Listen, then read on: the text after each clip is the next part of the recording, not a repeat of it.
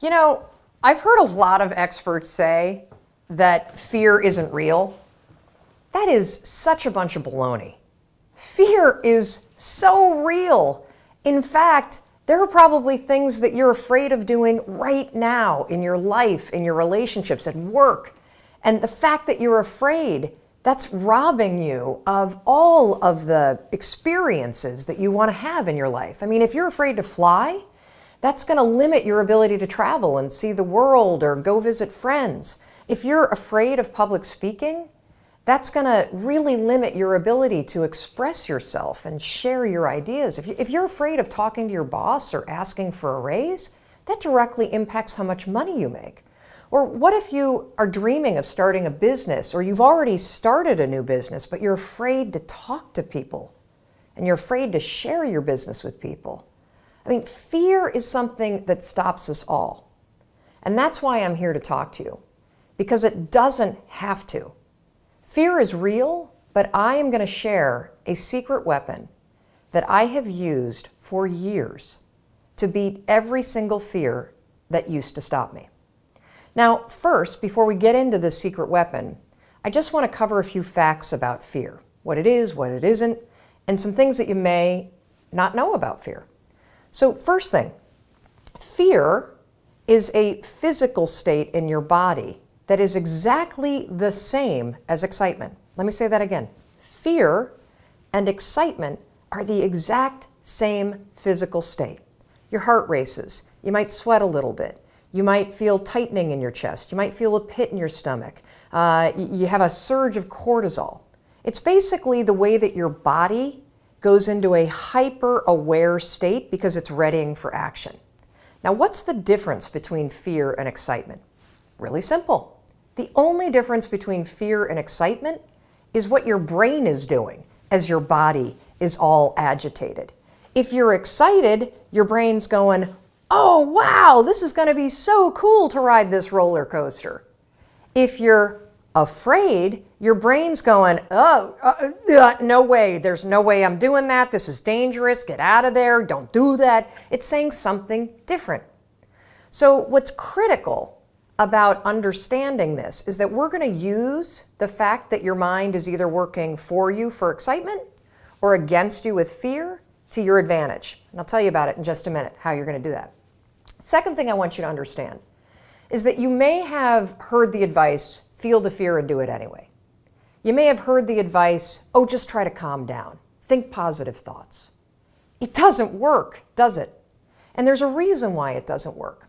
So let's go back to fact number one. When you're afraid, your body's in a state of arousal and agitation, and your heart is racing, and you're all like amped up, and you're hyper aware of what's going on, and you're freaking out a little bit. What is it like when you're calm? You just kind of chill, right? You got like this low arousal state. Very, very difficult to go from a state of agitation and being all jacked up and excited and weirded out and to a kind of state.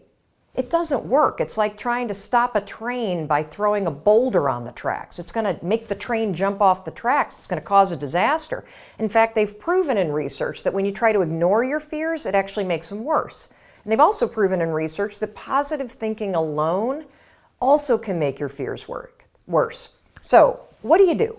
What do you do when you're about to go talk to your boss and you feel afraid? What do you do when you have to get on a plane and you're actually terrified of flying? What do you do if you got to give a presentation and you are afraid of public speaking? Here's what you're going to do. You're going to use a strategy, the same one that I use, that has helped me beat every single fear and turned me into somebody that is terrific when it comes to a high-stress situation. This is how you do it. You're going to use my 5-second rule in combination with what I call an anchor thought, and that is going to reframe what your mind is doing so that your mind goes from feeling agitation and making you afraid to reframing it from agitation to excitement. It works like magic. Now, I have used this technique for years, literally for years. And one of the ways that I want to introduce you to it is I want to take you backstage. I want to take you backstage to a speech that I delivered this year. And what you're going to see is you're going to see me behind, the major set. I'm about to walk out. You can kind of hear the crowd roaring. My introductory video is playing. My body is in a state of arousal. I am literally, my heart is racing, my arms are sweating. Like you're going to see this. I'm going to tell you about it. And you're going to watch me use this same technique I'm going to teach you to reframe my nerves into excitement. Check this out. All right, I'm about to go on stage. There are 7,000 people out there, and it's so exciting because what they don't know is they're about to learn the 5-second rule, and their lives will never be the same again. Now, I gotta tell you, my heart is racing, my armpits are sweating. I have the exact same physiological feeling as when I'm afraid, but I'm not afraid. I'm excited. Excitement and fear is the exact same thing in your body. It's just what your brain calls it. Here's a trick that's proven by science that I use every time I speak. When I start to sweat, when I start to have butterflies, when I start to have my heart race, I say, I'm excited. I'm excited to get out there. I'm excited to talk to these people. I'm excited to share the 5-second rule. And what that does is it sends a message to my brain that tells my brain why my body's all agitated and excited. And that way, I don't feel afraid. Remember, excitement and fear, exact same thing in your body. The only difference is what your brain calls it. Go get them. Now, I want to give you one more example, just to make sure that you really get how you can use this. So a lot of you have written to me about your fear of flying, and I can really relate to that fear because I used to have the exact same fear. But I use this same strategy to conquer it. Here's how you're going to do it. So first things first, if you've got to do something that really makes you nervous or that you're afraid to do, before you're about to do it, come up with an anchor thought. What's an anchor thought? Well, an anchor thought is something that's going to anchor you so that you don't escalate any situation into a full-blown panic attack or into a situation where you screw things up. It's a way for you to anchor yourself so you maintain control over what you're thinking and how you behave. So here's an example with flying. It's important when you're creating an anchor thought to pick something that is in the proper context of what you're afraid to do. So for flying, pick an anchor thought that has to do with the trip that you're taking. So if I'm boarding a plane to fly back home to Michigan, an anchor thought might be a picture in my mind of my mom and I walking on the shores of Lake Michigan where I grew up. That's a thought that makes me happy, it makes me excited, and it's also related to the trip that I'm taking. If you have a conversation that you need to have with your boss, pick an anchor thought about how you feel after having that conversation. Maybe it's you picking up the phone and calling somebody that you love and saying, oh my gosh, it went so well. Or you walking out of the meeting and feeling like, yeah, I survived that conversation. I feel pretty good about myself. So now that you have your anchor thought, you're ready to beat the fear. Hey, it's Mel Robbins. I'll get you right back to that video. But first, you got to know I have a 3-part free training program. It's called The Reset. Seriously, it's free. I coach you. Amazing. If you're tired of having self-doubt hold you back, let Mel Robbins inspire and empower you. There's a workbook. It's incredible. The Reset. Write down this URL or hit pause and jump in because the link is in the caption below. All right, you in? Good. I can't wait to see you in The Reset. And now, back to the video.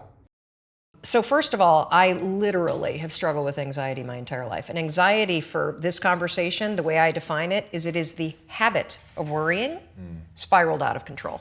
You may say that you are a worrier. That's not true. You have a habit of worrying. A habit is a pattern of behavior or thinking that you repeat without realizing it. So anxiety happens when that pattern of worrying about things spirals out of control, and now it starts to marry and manifest itself with physical sensations too. That's all that it is. I know that I say that's all that it is. Me personally, I struggled with anxiety, I think my entire life. It became quite acute when I was in my late teens and early 20s. I became medicated in the middle of law school. I took Zoloft for 2 decades. When our first daughter was born, who is now 17, the postpartum depression and the cascading panic was so terrible that not only was I medicated and couldn't breastfeed, but I couldn't be left alone with her. Wow. So when I say you can cure yourself of anxiety, I don't say that lightly. 4 years ago, after I had been using the 5-second rule to change my behavior, how I spoke to my husband, how I negotiate in business meetings, how I conduct sales, the kind of parent that I am, my health habits, my eating habits, curbing the drinking, I thought, I wonder if I can use this 5, 4, 3, 2, 1 thing to get control of my thought patterns. Not my behavior patterns, my thought patterns. Yes, you can. Wow. So we're gonna build this conversation because I want to start with something we can all relate to, and that is, how do you stop worrying and how do you stop listening to self-doubt? This is how you're going to do it. So all day long, you're going to have moments where your thoughts drift, and I use that word on purpose because for me, there is a physical sensation when you start to use the 5-second rule and you start to wake up. Not only on time in the morning, but you wake up to your life and the opportunities in your life. Your thoughts drift. Like you'll just be hanging out with your friends and then suddenly you're like, I'm not sure that person likes me anymore. I haven't heard from my kids lately. I wonder if they're dead or, as a check, like you just start worrying about stuff. Why? Because it's a habit. Because when you're not paying attention, your brain shifts from you being a decision maker and paying attention to you just kind of spinning things on autopilot. And one of your habits is worrying. The second you wake up and you notice, holy cow, I'm talking some negative garbage to myself right now. 5, 4, 3, 2, 1. You've just shifted the part of the brain that you're using. You've shifted from the basal ganglia, which is where your habit loops are spinning, and you've awakened your prefrontal cortex. You've also interrupted that pattern. Now what you're going to do, because your mind is actually ready to receive a different thought because of the counting, now you can put in an anchor thought. Like if you have a mantra, if you've got a vision about the way that your business is going to turn out in 5 years, if you just have a thought that makes you really happy and proud, insert that. Now, why does this work? It works because of the counting. And I'm not kidding. We know, based on research, that positive thinking alone, not effective. In some instances, trying to force yourself to think positive can actually make the worries worse. Why? Well, the reason why is because it's really hard to just change the channel. What we have to do first is basically interrupt it and turn off the TV, and then turn it back on with the prefrontal cortex awakened. So the counting is essential. And so you can start using this today.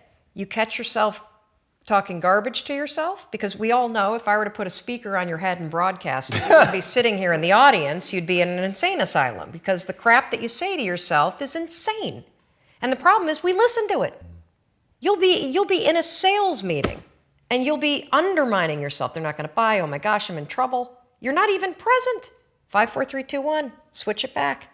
Get back to that vision that you have about toasting your success, or this customer being really happy, or you being proud of yourself. Whatever that vision may be, you can control your thoughts. And this is not just us talking about it. This is a tool that you can use. So let's take it a step further. So worrying, if you let it go unchecked, what will happen is you will get used to worrying. You will get used to living in a state where you're slightly agitated all the time. Let me talk a little bit about agitation.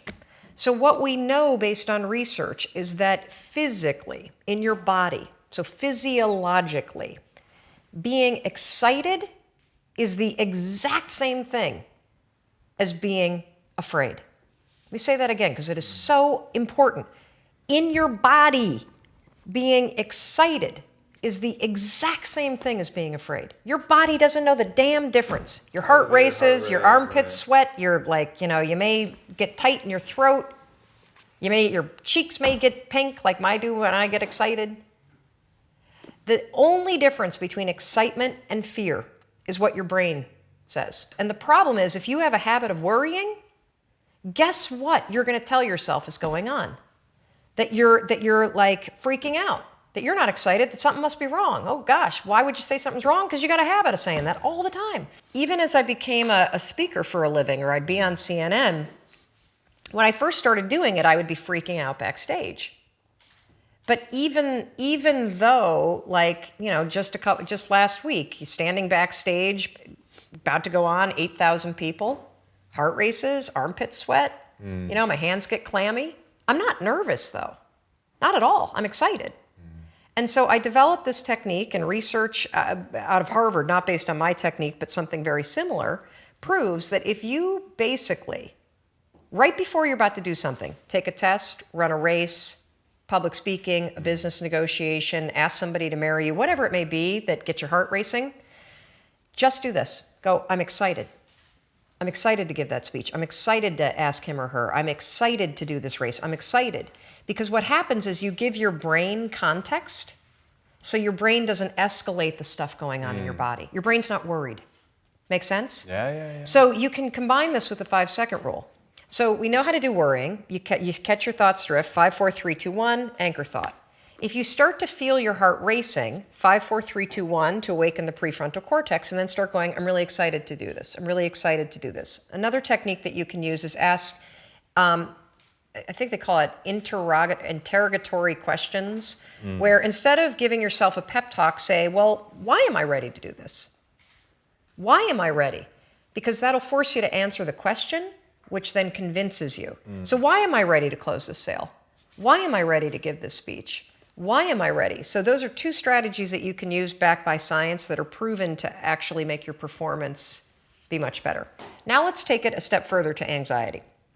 So anxiety is what happens when the habit of worrying spins out of control, your body gets really agitated, and then you allow your mind to escalate it into a full-blown panic attack.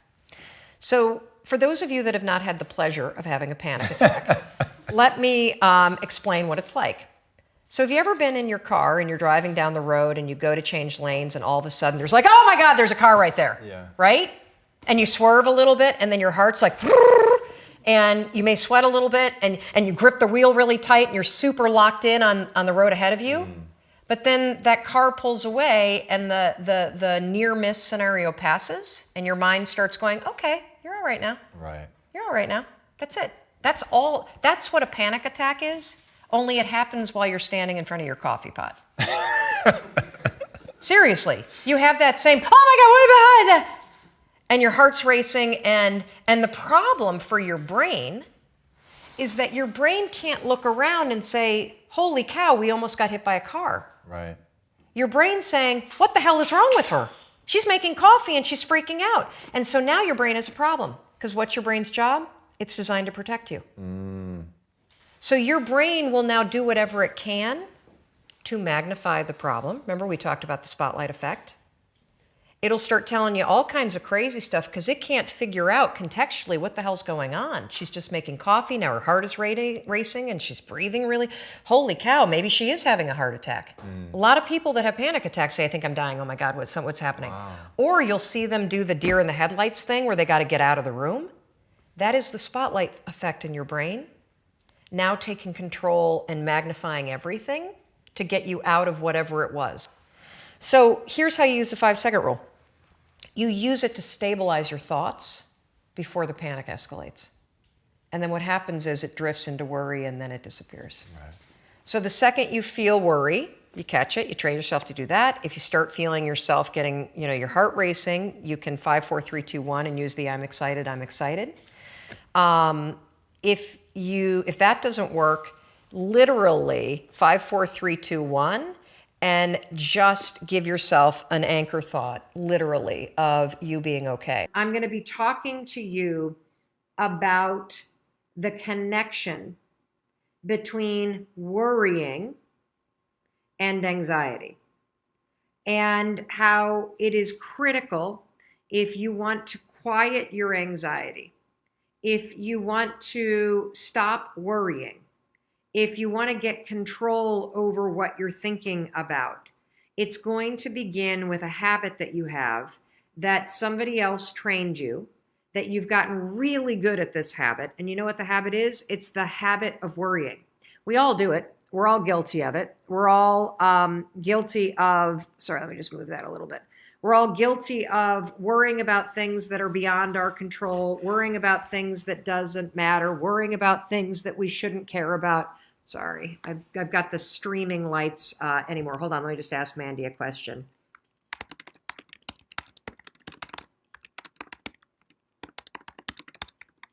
worrying about all kinds of things that you shouldn't worry about. And it becomes a habit. It becomes a default way of thinking. And so in order to kick off Anxiety Week, I want to explain the connection between worrying and why that impacts anxiety. And now, since we're talking about anxiety, I have to be very clear about something, okay? I am not a therapist. I am a individual who struggled personally with anxiety for more than 2 decades. I took Zoloft, which was a lifesaver, and I strongly believe in trying medication when a professional believes that you are so in a hole mentally that medication will give you the ability to start to claw your way out of that hole. I have learned so much about anxiety because of my own struggles, and 5 years ago, I trained myself to be a deliberate thinker, just like I'm training you to be a deliberate thinker in this program. And through everything that I am about to teach you, and all of the strategies that you're about to learn, I learned all of these by researching anxiety. And I road tested them on myself while I was still in therapy. And I then started going off of my medication. And as my mindset reset and as my thinking patterns became more positive and stronger and healthier, I was able to completely cure myself of anxiety. And I say that with the utmost of relief and confidence. And I have also gone on to use these exact same techniques that I'm going to teach you to help my children deal with their anxieties. I've written extensively about anxiety in the 5-Second Rule book, which is right behind me. We've sold almost 1 million copies of that book. It is the #1 self-published audiobook in the history of Audible. I'm so proud of it. And I speak at length about anxiety and using the 5-Second Rule to cure yourself of anxiety, okay? But I need to make it very clear that these training sessions are in no way a substitute for getting professional help. If you have the kind of clinical anxiety or you suffer from an anxiety disorder, it is paramount that you seek professional help from a therapist one-on-one, that you try remarkable therapies. I'm going to say it wrong, but it's EDRM or ERDM, which is the rapid eye movement therapy, incredibly helpful. And so don't be a hero. Don't go off your meds cold. Don't quit therapy because you think that this live training program is the answer. This live training program is a step. And this live training program for the next week in particular, while we talk about anxiety, you're going to be introduced to tools that are grounded in research and tools that have worked for millions of people and tools that you can take back to your therapist or take back to whatever counseling you get to help you become a deliberate thinker, which will help you quiet your anxiety, get control of it, and then ultimately cure it with the help of a professional if you have an anxiety disorder. So that said, please, please, please listen to everything that I'm about to tell you and try it, okay? Please try it because this stuff works if you practice it. And again, quieting anxiety, it's not an event. It's not a one and done. This is a process that you are going to repeat over and over and over again because the connection between anxiety and your mindset begins with your habit of worrying. We have a question from Twitter. Is worrying the same as overthinking? If you're overthinking about positive stuff and keeping yourself in an excited state, no, it's not. If you're overthinking and the overthinking is you spinning scenarios in your mind that are negative, yes. Overthinking is another word when it's negative for worrying on overdrive. It means that you worry in loops and you keep repeating the worry over and over and over as if you were washing the same load of laundry over and over and over again.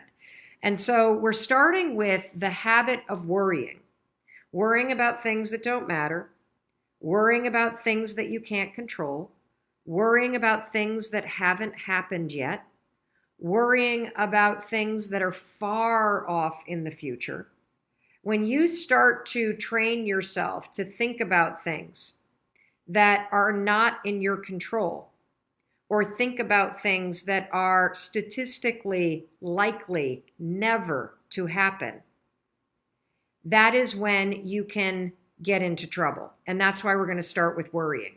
You see, worrying is when you allow your mind to default on autopilot and think about things that don't serve you. Think about things that are outside of your control. I'm going to give you an example that's very recent in my life.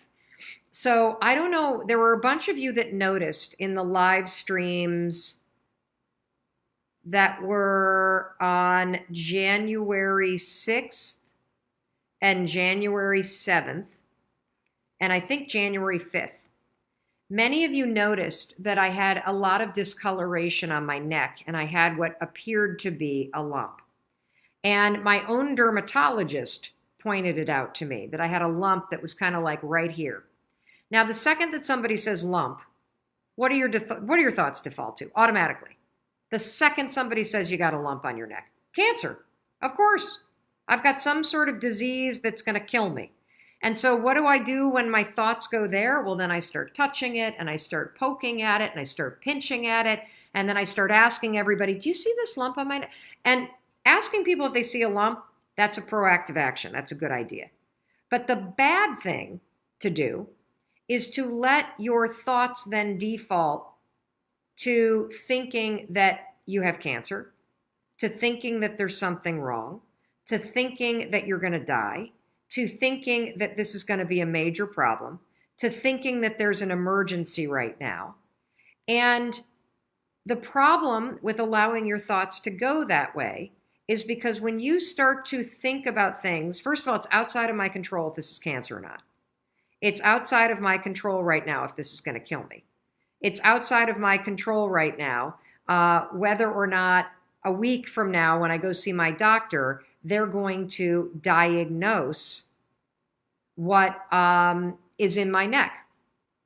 Full disclosure, I saw my doctor. There's nothing wrong with me, okay? So if you allow your thoughts to constantly drift to the worst case scenario, what's going to happen as your thoughts spiral is your body is going to pick up on the fact that your thoughts are negative. Your body's going to pick up on the fact that your brain is worried. And what's going to happen if you allow your thoughts to spiral the way that mine started to about this silly little lump on my neck is that you will start to trigger agitation in your body. So when you start thinking negative things up here, you're going to start feeling negative things in here. You might feel a pit in your stomach. You might actually start to sweat. Your heart might start to race. Your throat might get tight. Your hands might get clammy. These are all telltale signs that you have now crossed from simply worrying in your mind to feeling physical agitation, which is anxiety.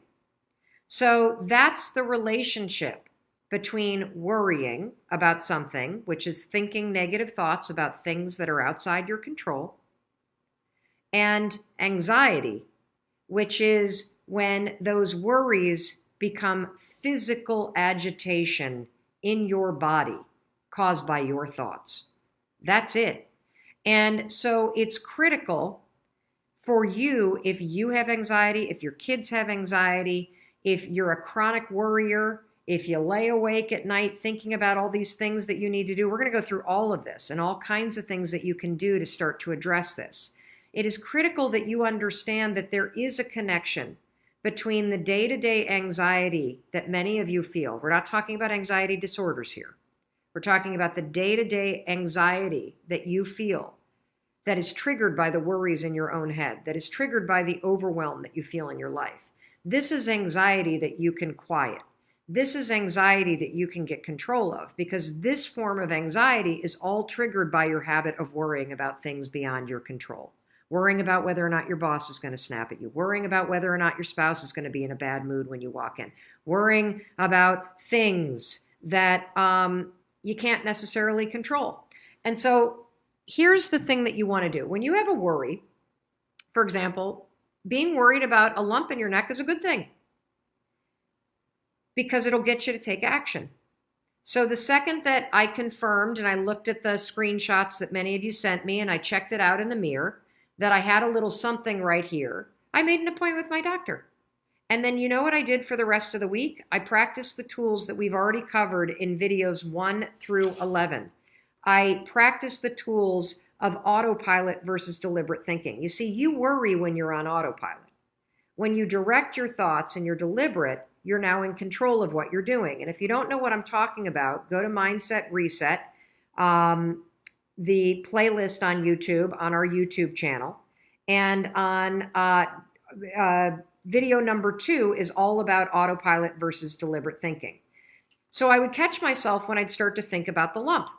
And I would go, nope, I'm not going to worry about that because I can't control it. I'll find out on my doctor's appointment if there's anything that I need to be concerned about. Until then, I'm going to not think about that. I'm going to think about this.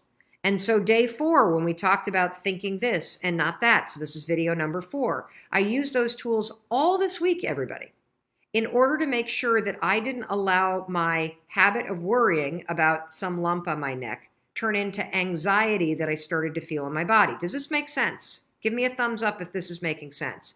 And by directing my thoughts, so whenever I'd start to think, oh, there's that lump, and I'd start to touch it again, which of course makes it bigger, I would go, wait a minute, hold on, nope, I'm not going to think about this. I'm not going to worry about this. I'm going to be deliberate, and I'm going to think that I'm okay. And I started to train myself to go, I'm not going to worry about it until I have something to worry about. I'm going to make a doctor's appointment, and I will worry about it when there's something to worry about it. But for now, I'm just going to assume that it's totally fine, that there's nothing there, that maybe it's an insect bite or something like that that's gotten inflamed, and that's that. And you know what? It works. It works. And let's say that when I went to my doctor's appointment on Thursday, I got a bad diagnosis.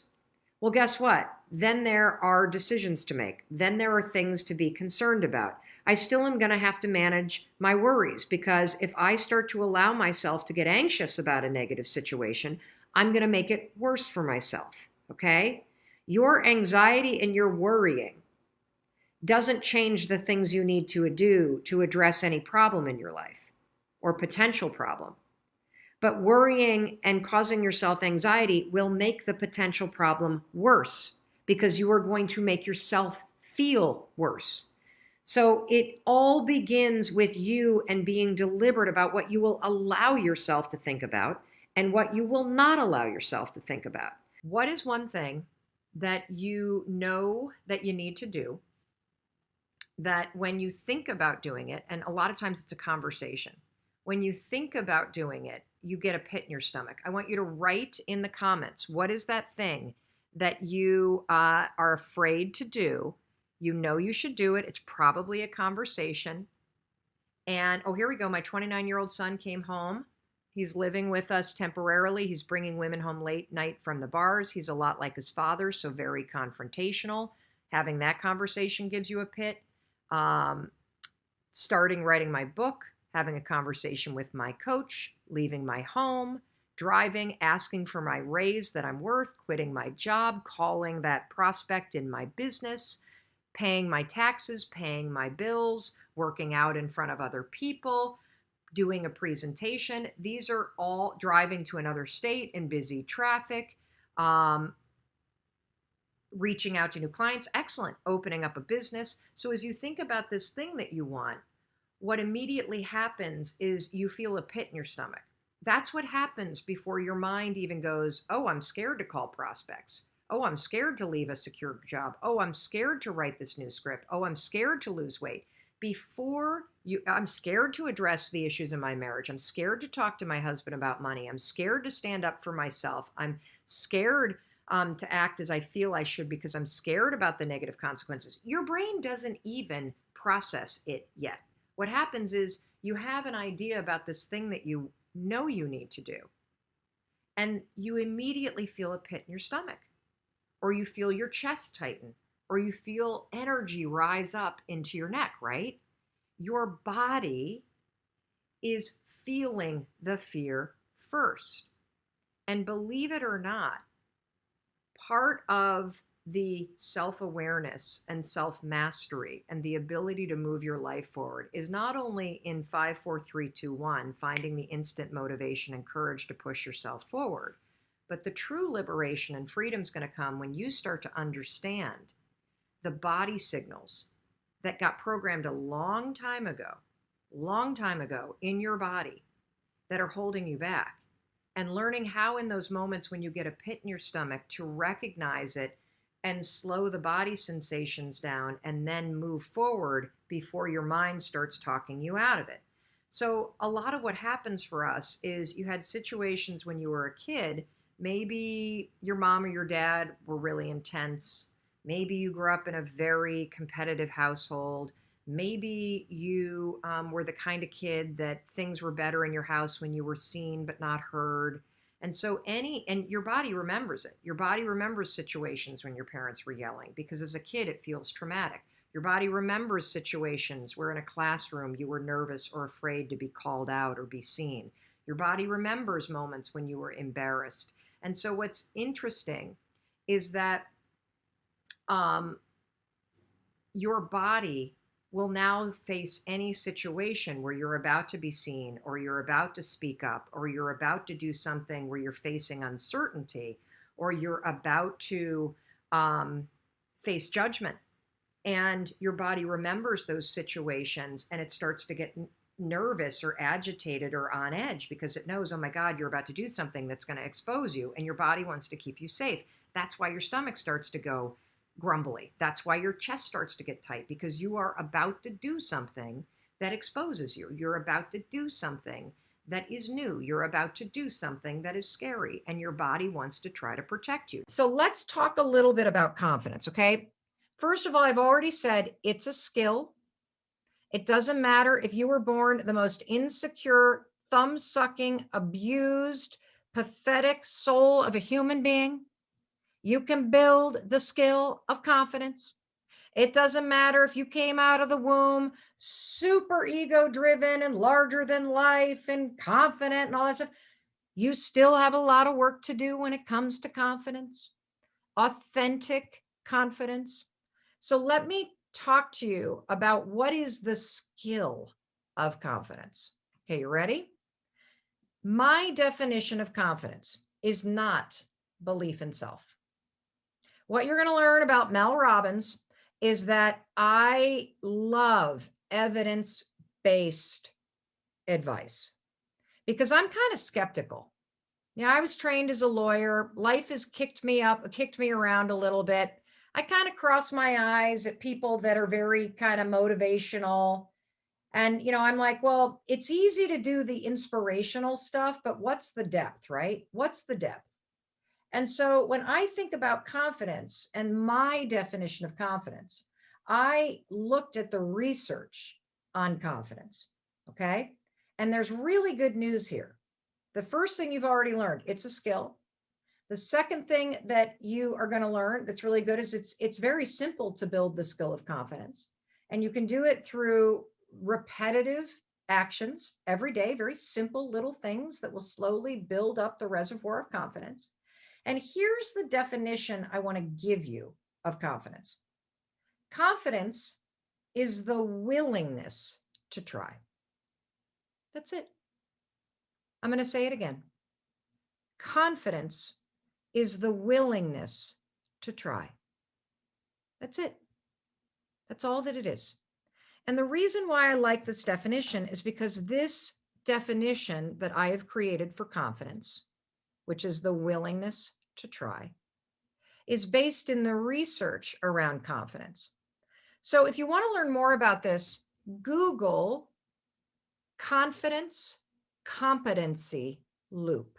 Okay, I'm going to show it to you. I'm hoping that this is not broadcasting backwards. Okay, this is my fancy little graphic. Okay, this is what we call a confidence competency loop. I did not invent this. This is something that people who research confidence for a living have created. And I've highlighted this because this is where confidence begins. It begins with the willingness to try, because I'm going to show you what ends up happening if you're the kind of person who trains yourself. Notice the words I'm using, trains. We're not going to sit around and wait for motivation. We're not going to wait for courage. We're going to manufacture those things. And this is where the 5-second rule is so transformative. Now, for those of you that don't know it, I'm not going to spend a lot of time explaining it. I'm going to give you the shortcut. It's just a simple brain hack backed by tremendous evidence that I created at the worst moment of my life that turns out to have extraordinary science behind it. All you do is in a moment where you feel doubt, insecurity, fear, anxiety, procrastination, perfectionism, PTSD, OCD, anything that you might possibly have that would rise up to block you, you simply count backwards, 5, 4, 3, 2, 1. Okay. And you got to count backwards, 5, 4, 3, 2, 1. And what that will do is it will shift gears in your mind. Instead of being stuck here in the part of the brain that keeps you stuck worrying and thinking and having a bias towards overthinking and being a perfectionist, you're going to go 1, 4, or 5, 4, 3, 2, 1, and you're going to try. Now, this is what's going to happen. The first time you try, you will fail. That's really good news. You want to know why? You learn by failing. You learn by failing. Do you realize that's how you've always learned? That when you were a kid, you don't remember this, but when you were learning to walk, you fell an average of 17 times an hour. You actually learned to walk by falling. And so you learn everything when you fail. Because when you fail, as much as you may think you're going to die, if you stand on a stage, I see a lot of you who want to be coaches or speakers or whatever. You're going to have to learn how to give a speech where you stutter and where your mouth gets really dry and pasty and where you get a neck rash and where you forget what you're supposed to say. You got to do all that stuff. Why? Because when you fail, you don't die. You actually gain knowledge and experience.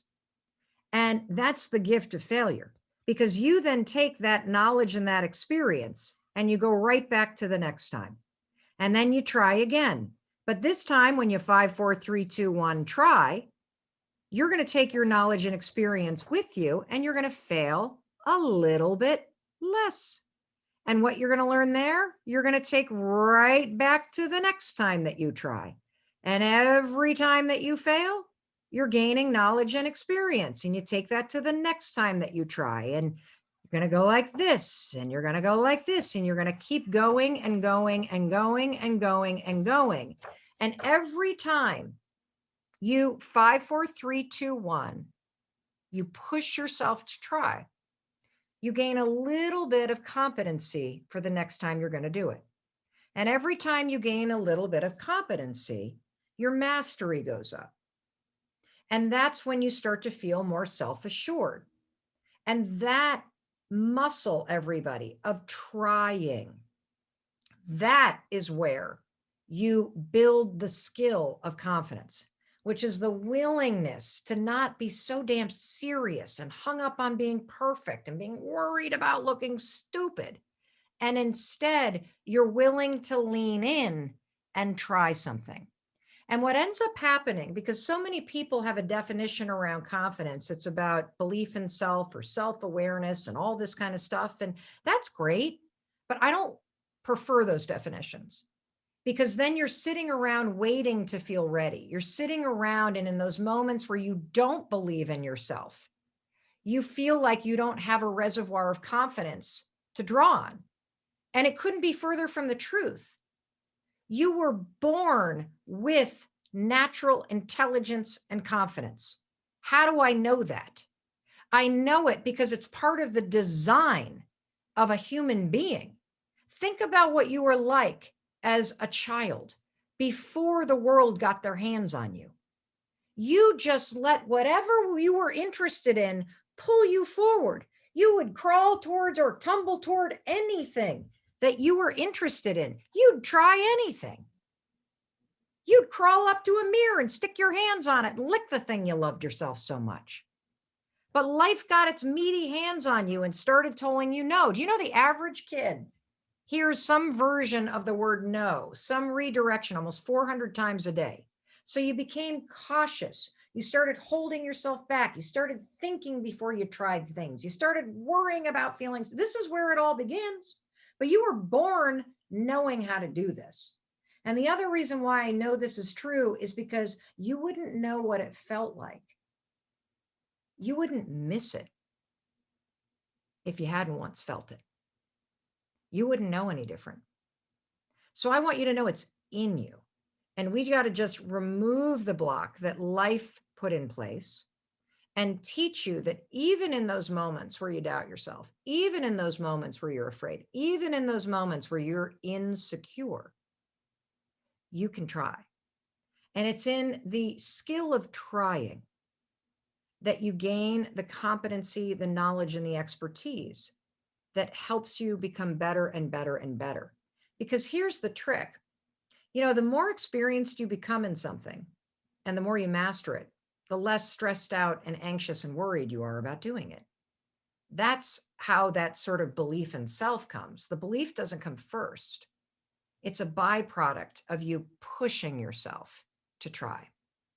So let me unpack some other things that I wanted to talk about quickly before we get into the Q&A. I promised to talk about self-doubt. And I want to talk about the difference between self-doubt, which is one block, and people-pleasing. I should probably share with you sort of this whole story about the way that I think about blocks. Okay. So, again, I'm working on this book about this. And the other day, this was this fall, I went out to Los Angeles to move my daughter into her off-campus apartment. And she's got this huge kind of laundry room in the basement. You know, have you ever been in a laundry room, like in a commercial space where they've got all the lines of dryers? And so I was washing her sheets like, moms and dads do when they move their kids into their off-campus apartments. And it was the final load of the day. I go downstairs to the basement and I open up the dryer and I'm like, that's funny. The sheets aren't dry yet. And so I put in a bunch more quarters. I hit the button. I leave. I go out the door and I hear, and I'm like, that can't be my dryer. What? So I go back and the 30 minutes is still on the dryer. And I'm like, that's weird. So I open it up. They're damp and it smells kind of like hot metal. And I see the filter and I think, oh, I wonder if the filter's jammed. You know how like a dryer doesn't really work when the filter is filled? So I try to open it and this sucker is really jammed. So luckily 2 guys walk in with a basket of laundry and I get one of them to help me. And it's so jammed. He has to put his foot up on the thing and yank it out. And when he yanks it out, literally it was like a lint carnival. I don't think anyone of the kids that live in that building had ever pulled that freaking filter out of that dryer. There was a disgusting stack of lint, like this freaking big, you guys. It was like gray and blue and black and red. And it was like artifacts. It was like an archaeologist of laundry lint. I'm like, it's disgusting. So I pull that thing off and then the janitor walks in. And he's like, these damn kids. And this is going to start a fire. And so we clean it off and he puts the filter back in and he turns to me and he says, lint builds up. It's little, but it builds up and it blocks the flow of air. And, it gets so hot in that dryer, the whole place could burn down. I seen it happen. And then he goes, but now that it's clear, the dryer can do what it's designed to do. And it gave me the biggest aha. And this is what I'm writing this book about. There is a filter in your mind called the RAS. It's called the Reticular Activity System. I like to call it the red Acura spotter because the way that this filter works, think about it, it's like a giant hairnet on your head, okay? The way that this filter works is that it blocks out things that it thinks is not important to you, and it only lets in 1% of what's going on in the world. And here's the interesting thing. It can be programmed. It's very nimble. If you've ever gone out to buy a car Have you ever noticed that all of a sudden you go into the dealership, you're like, oh, I like that red Acura. And then the next day, what do you see everywhere? You see red Acuras, because your RAS, the hairnet on your brain, the filter that influences absolutely everything that you think and do. By you going to shop for a car, it has gone, oh, ding, ding, ding, hold on. Mel Robbins is interested in red Acuras. Let them in. Let the red Acuras in. And all of a sudden, every red Acura is now getting in through the hairnet in your brain.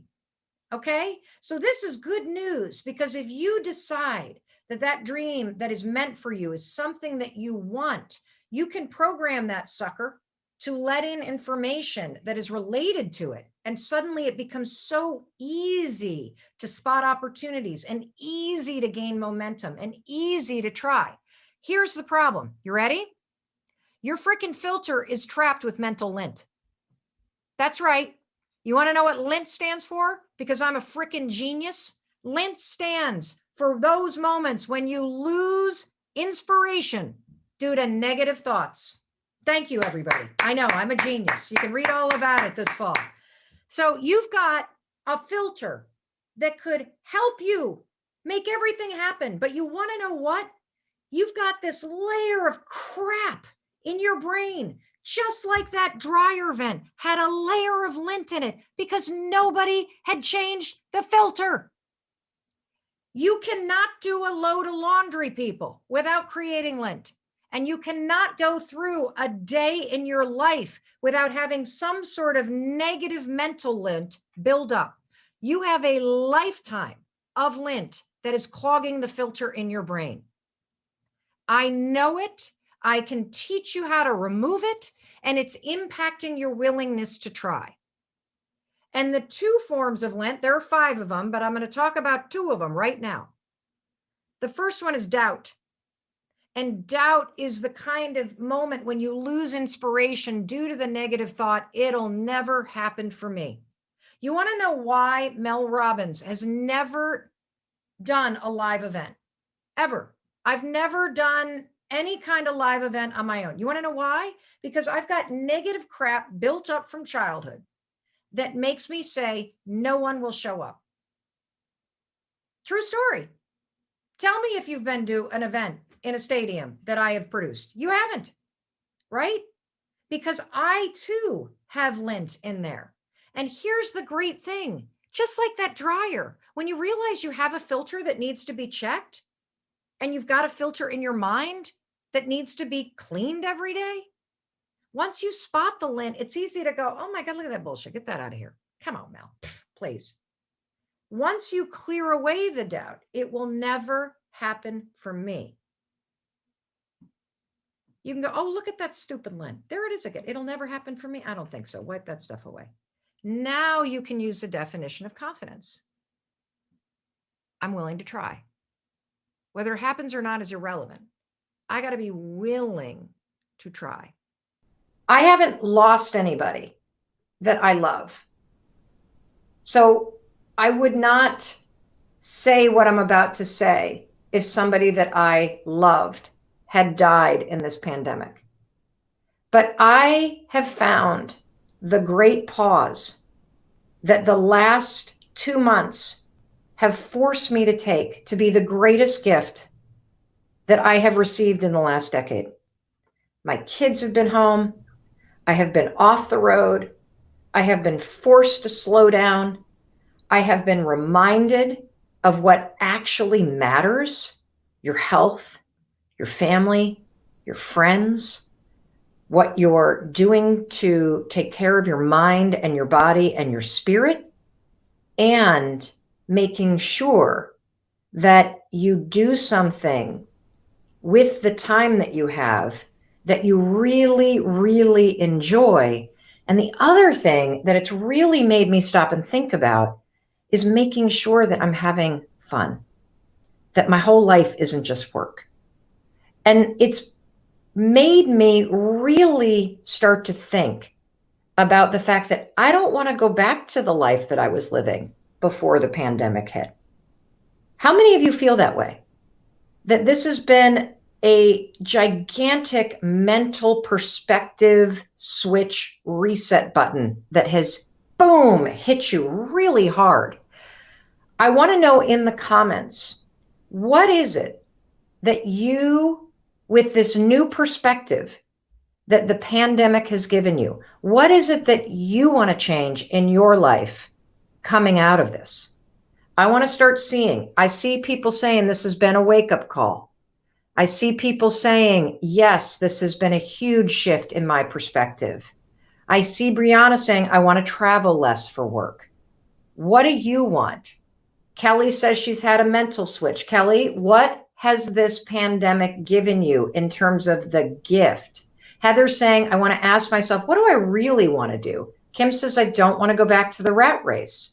Brock says, I want to start the year excited about it. I see somebody saying, Larissa says a new business.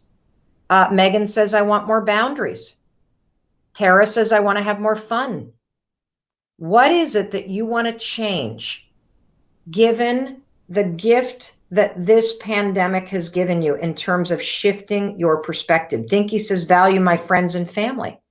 Jilla says, take care of my mental health. Spend more time with family. What do you want to change, everybody? Seriously, what do you want to change about your life? Is it a relationship? Is it that you have had the time to take care of yourself in small ways and that's giving you greater control in your life? Do you want to change your job coming out of this? Do you want to launch a business coming out of this? Do you want to change your timeline for achieving your goals? Is there some project that you want to take on?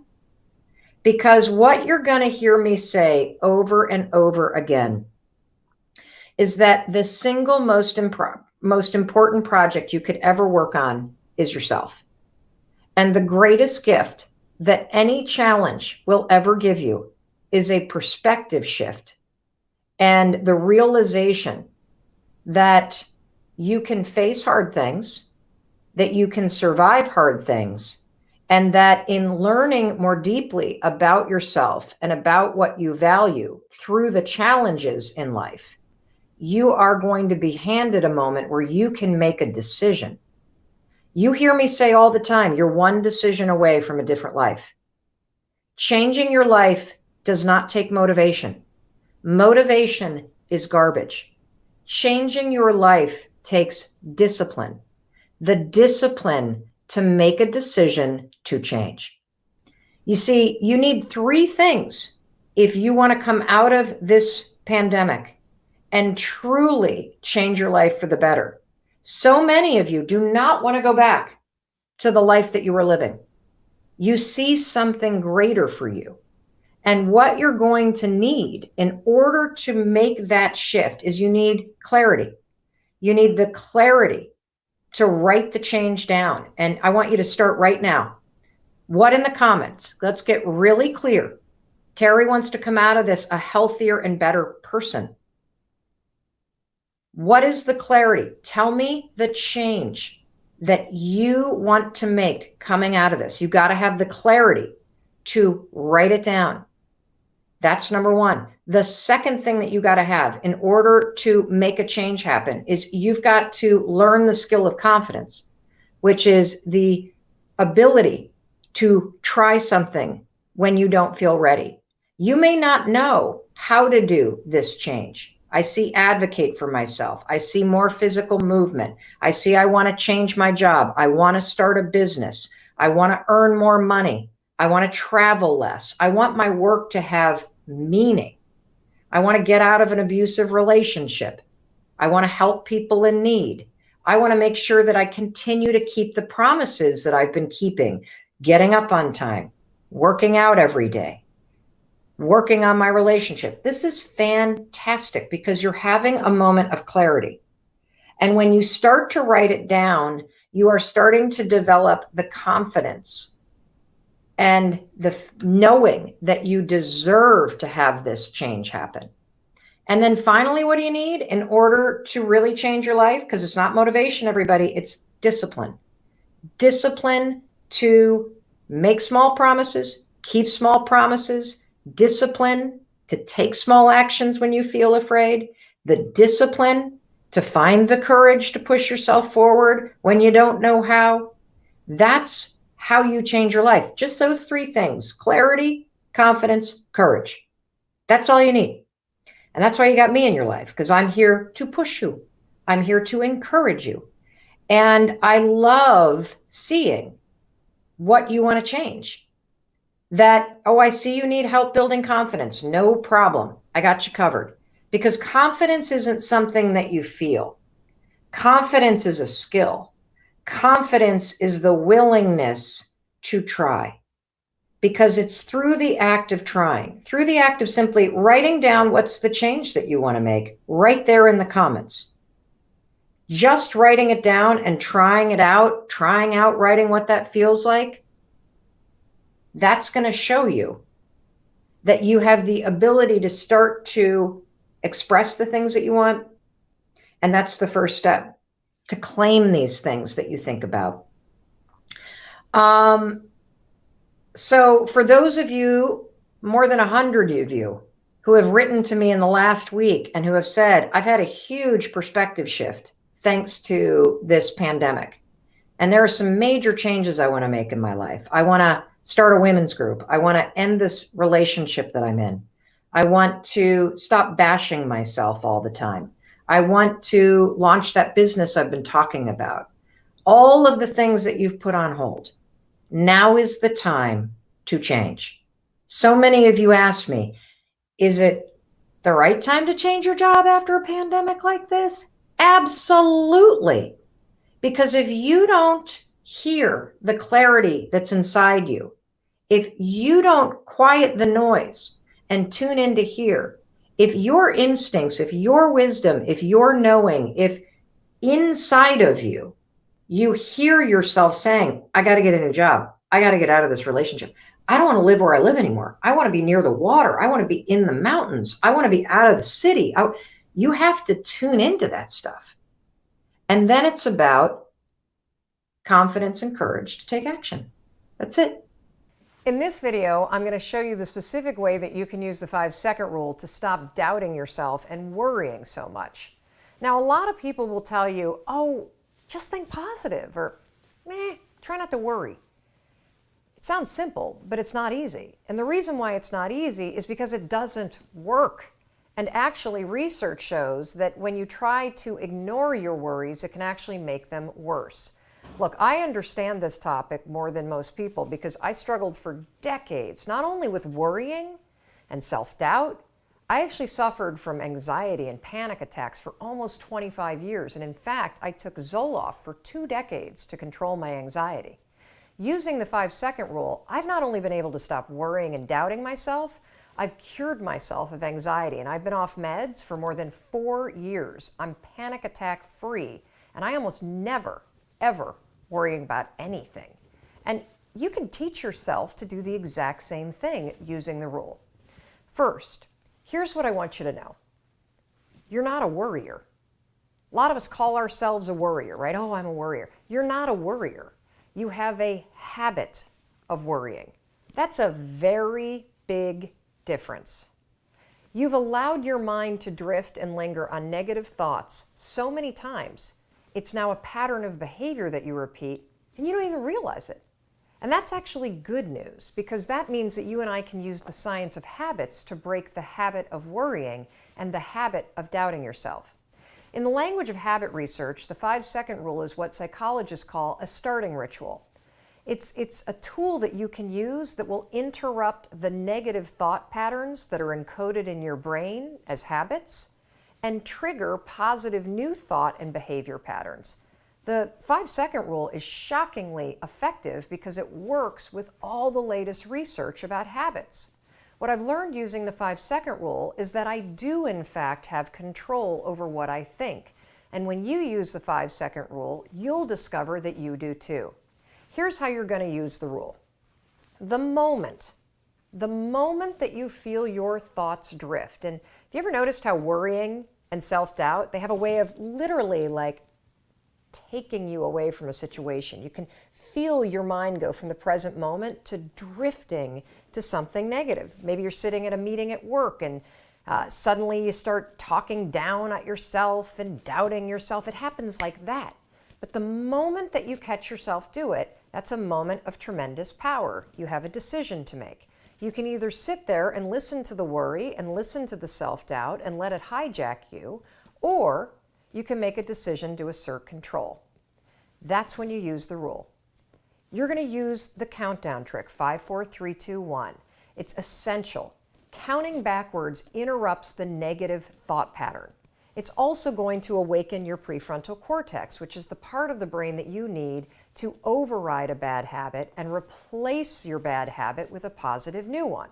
So every time you feel your thoughts drift to something negative, or you find yourself worrying about things you can't control, 5, 4, 3, 2, 1, it'll switch the gears in your brain, it'll interrupt the negative thought pattern, it'll activate your prefrontal cortex, and you've just created a starting ritual that will prime your mind to accept a more positive thought.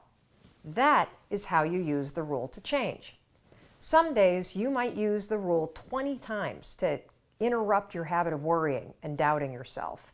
I'm going to share with you a story about how I figured it out, and then I'm going to give you some advice about how you can think about it, and then I want to say a few other things about the fear of disappointing people, because this is, I believe, the single biggest factor for most people that robs them of success. That you use what other people might say or think or be disappointed by as an excuse to not fully be yourself, to not fully go after what you want. And so first let me talk about triggers, because I believe that for most of us, the habit, and I use the word habit because habit just means that it's a pattern. We have a pattern where we fear disappointing people, and then that triggers us to operate in certain ways. That pattern began a very long time ago. And I think it's safe to say that for 99% of us, you can find where it began somewhere in your childhood. And it probably doesn't matter that you find the first, because you probably have 150 examples of being terrified that your dad was going to scream at you, or terrified that your mom was going to get cold and get that tone of voice, or terrified that somebody was going to be upset with you. Like, because the fear of disappointing people really has more to do about being in trouble with somebody, right? So for me, I know the moment because it was a really defining moment for me, but I didn't remember it until I was 27. What happened is I had a memory being in a group environment during a seminar. Somebody was sharing about being a sexual abuse survivor, and she was talking about her sister, and all of a sudden I had this memory triggered where I remembered being in the 4th grade, and I remember being on a ski trip with my family and a couple other families, and I remembered waking up in the middle of the night with an older kid on top of me. Now, it wasn't a terrifying sexual abuse story. It was more confusing to remember it. He did what he did, and then he got off of me, and I remember my brother was sleeping in the bed next to me in the bunk bed, and I remember thinking in that moment, oh my God, don't make a noise. I don't want this person to hurt Derek. So fast forward to the morning, all the kids leave to ski. I'm kind of like underneath the covers, and I get out, I go downstairs, and as I go down the stairs, I hear my mom talking in the kitchen, and I think, I gotta tell her, I gotta tell her, I gotta tell her, I gotta tell her. So I'm in 4th grade. I round the corner, my mother's there with another mom, and there's the kid. And my mom goes, how'd you sleep? And I said, fine. And what's interesting is what? A 4th grader's brain. I mean, my mom's not gonna be upset with me. She might have gotten upset all right if I had said, not at me. There was this moment where I remember it now like that. And you don't have to come up with the moment, because I guarantee you've got 100 of them, where you have a bad report card, or you broke something, or mom or dad drank and you heard them pull in and you felt the anxiety coming in and you went into a mode where you became quiet because you don't want to upset somebody. It was just this mode where I so knew in that moment that I needed a strategy to avoid a scene. Does that make sense? Because that's what you're doing when you are not disappointing people. You are avoiding making a scene or having them do one. Does that resonate a little bit? Okay, good. So you can go to the root cause, because what I discovered in that moment in realizing, holy cow, at the age of 9, I made a decision not to tell the truth, that I would just make up what I thought would make the situation okay. And what's interesting is I can take that one decision and roll the clock forward until the age of literally like 27, probably took me longer till about like 35, 40 even,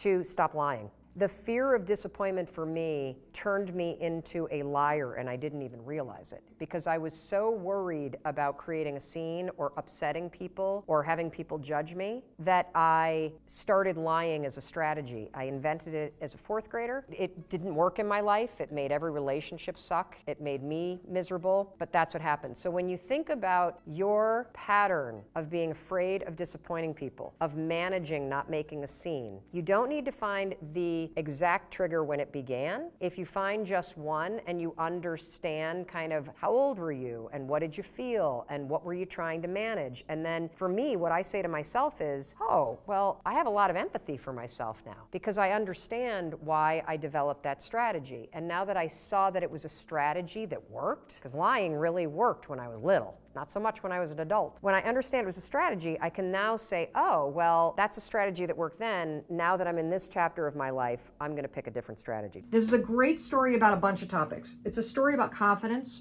It's a story about being comfortable in your own skin. It's a story about being yourself, no matter where you are or what you're doing. And it's a story about the power of your unique self-expression. And your unique self-expression comes out and is amplified when you feel comfortable in your own skin. I got into the speaking business, 6 or 7 years ago. I had a TEDx talk that went crazy viral. That's what started the speaking business. And when I first got into the speaking business, I was really intimidated because I was new to it. And I wanted to do a very good job and I wanted to fit in. So I looked around at what all the top people in the industry of motivational speaking and speaking on the corporate circuit were doing. And I noticed that all the women were dressed in heels, wearing pencil skirts or beautiful dresses, the kind of thing that you might see a news anchor wearing, like a nice dress, heels. So I just wore what everybody else was wearing. Didn't even occur to me to wear something else because here I am trying to break into a new industry. So I look at everybody at the top, I copy what they're doing, and I am not comfortable in high heels. Yes, if my husband Chris and I are going out on date night, I can rock them like the best of them. But walking through a convention center in them, standing on a stage for an hour in a pair of heels while you're trying to hold in your stomach because you're being broadcast on a big screen and you're wearing a dress, like it was the least comfortable outfit I could possibly wear, very self-conscious in it. I'm not that graceful in a pair of heels, so I sort of like poo, poo, poo on a stage.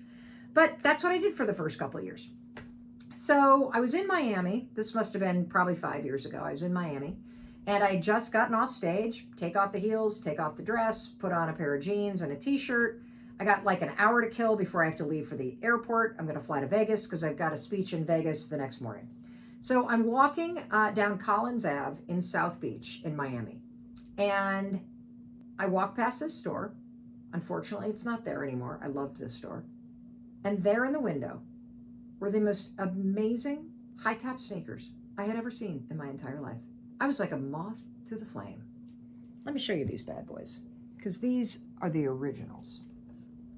This right here, notice the gold shimmery sparkle and the confident blaze orange. I didn't own anything like this. I'd never seen anything like this. I immediately thought, whoa, this I bet is what like a Justin Bieber kind of wears. I mean, these are insanely cool. I went inside and they were pretty expensive. I'd never spent that kind of money. I wasn't a sneakerhead yet. But I thought, hey, I spend that kind of money on a pair of nice heels, so why not treat myself to a pair of sneakers, okay? So I get back to the hotel, I pack up, I hop the flight, I get to Vegas. Now, I wake up the next morning and I have a tech check, which is where you rehearse the speech and go through like all the technology rehearsals before the event starting. My tech check is at 7:30, the doors to the event open at 8, and I'm on stage at 8:30. And I had a red dress, my heels, or so I thought. So I crack open, that's what I was planning on wearing. I crack open the suitcase, there are no heels. I have left the heels in the hotel room back in Miami. All I have are the Birkenstocks that I wore on the plane and I wore out in Vegas last night, and my new Justin Bieber high top sneakers. And I have exactly 15 minutes to get to the tech rehearsal and nothing else is open. So Birkenstocks, Justin Bieber, I think we'll go with the Justin Bieber sparkly high tops. I slapped those puppies on. I walked from my hotel room all the way through the casino floor, past all the restaurants and the shops, to the convention center, which you know is like a 2-mile walk. I was so happy to be not only in my red dress, but more importantly, in my Justin Bieber sneakers, because it was super comfortable to walk there that way. I get to the backstage area, and for the first time in 2 years, something happened. And let me tell you what happened. One of the guys that was on the production crew turned and goes, "Ah, cool sneakers." That was like the first time somebody in production had really acknowledged me for something other than the job in 2 years. So I was like, huh. And as I started walking toward the backstage area, everybody I passed, "Cool kicks. Oh, those are cool. Oh, those are cool." And I'm like, this is wild. Nobody's ever complimented on my, like, this is like, people are. And so I did the tech rehearsal, and then this was the moment of truth.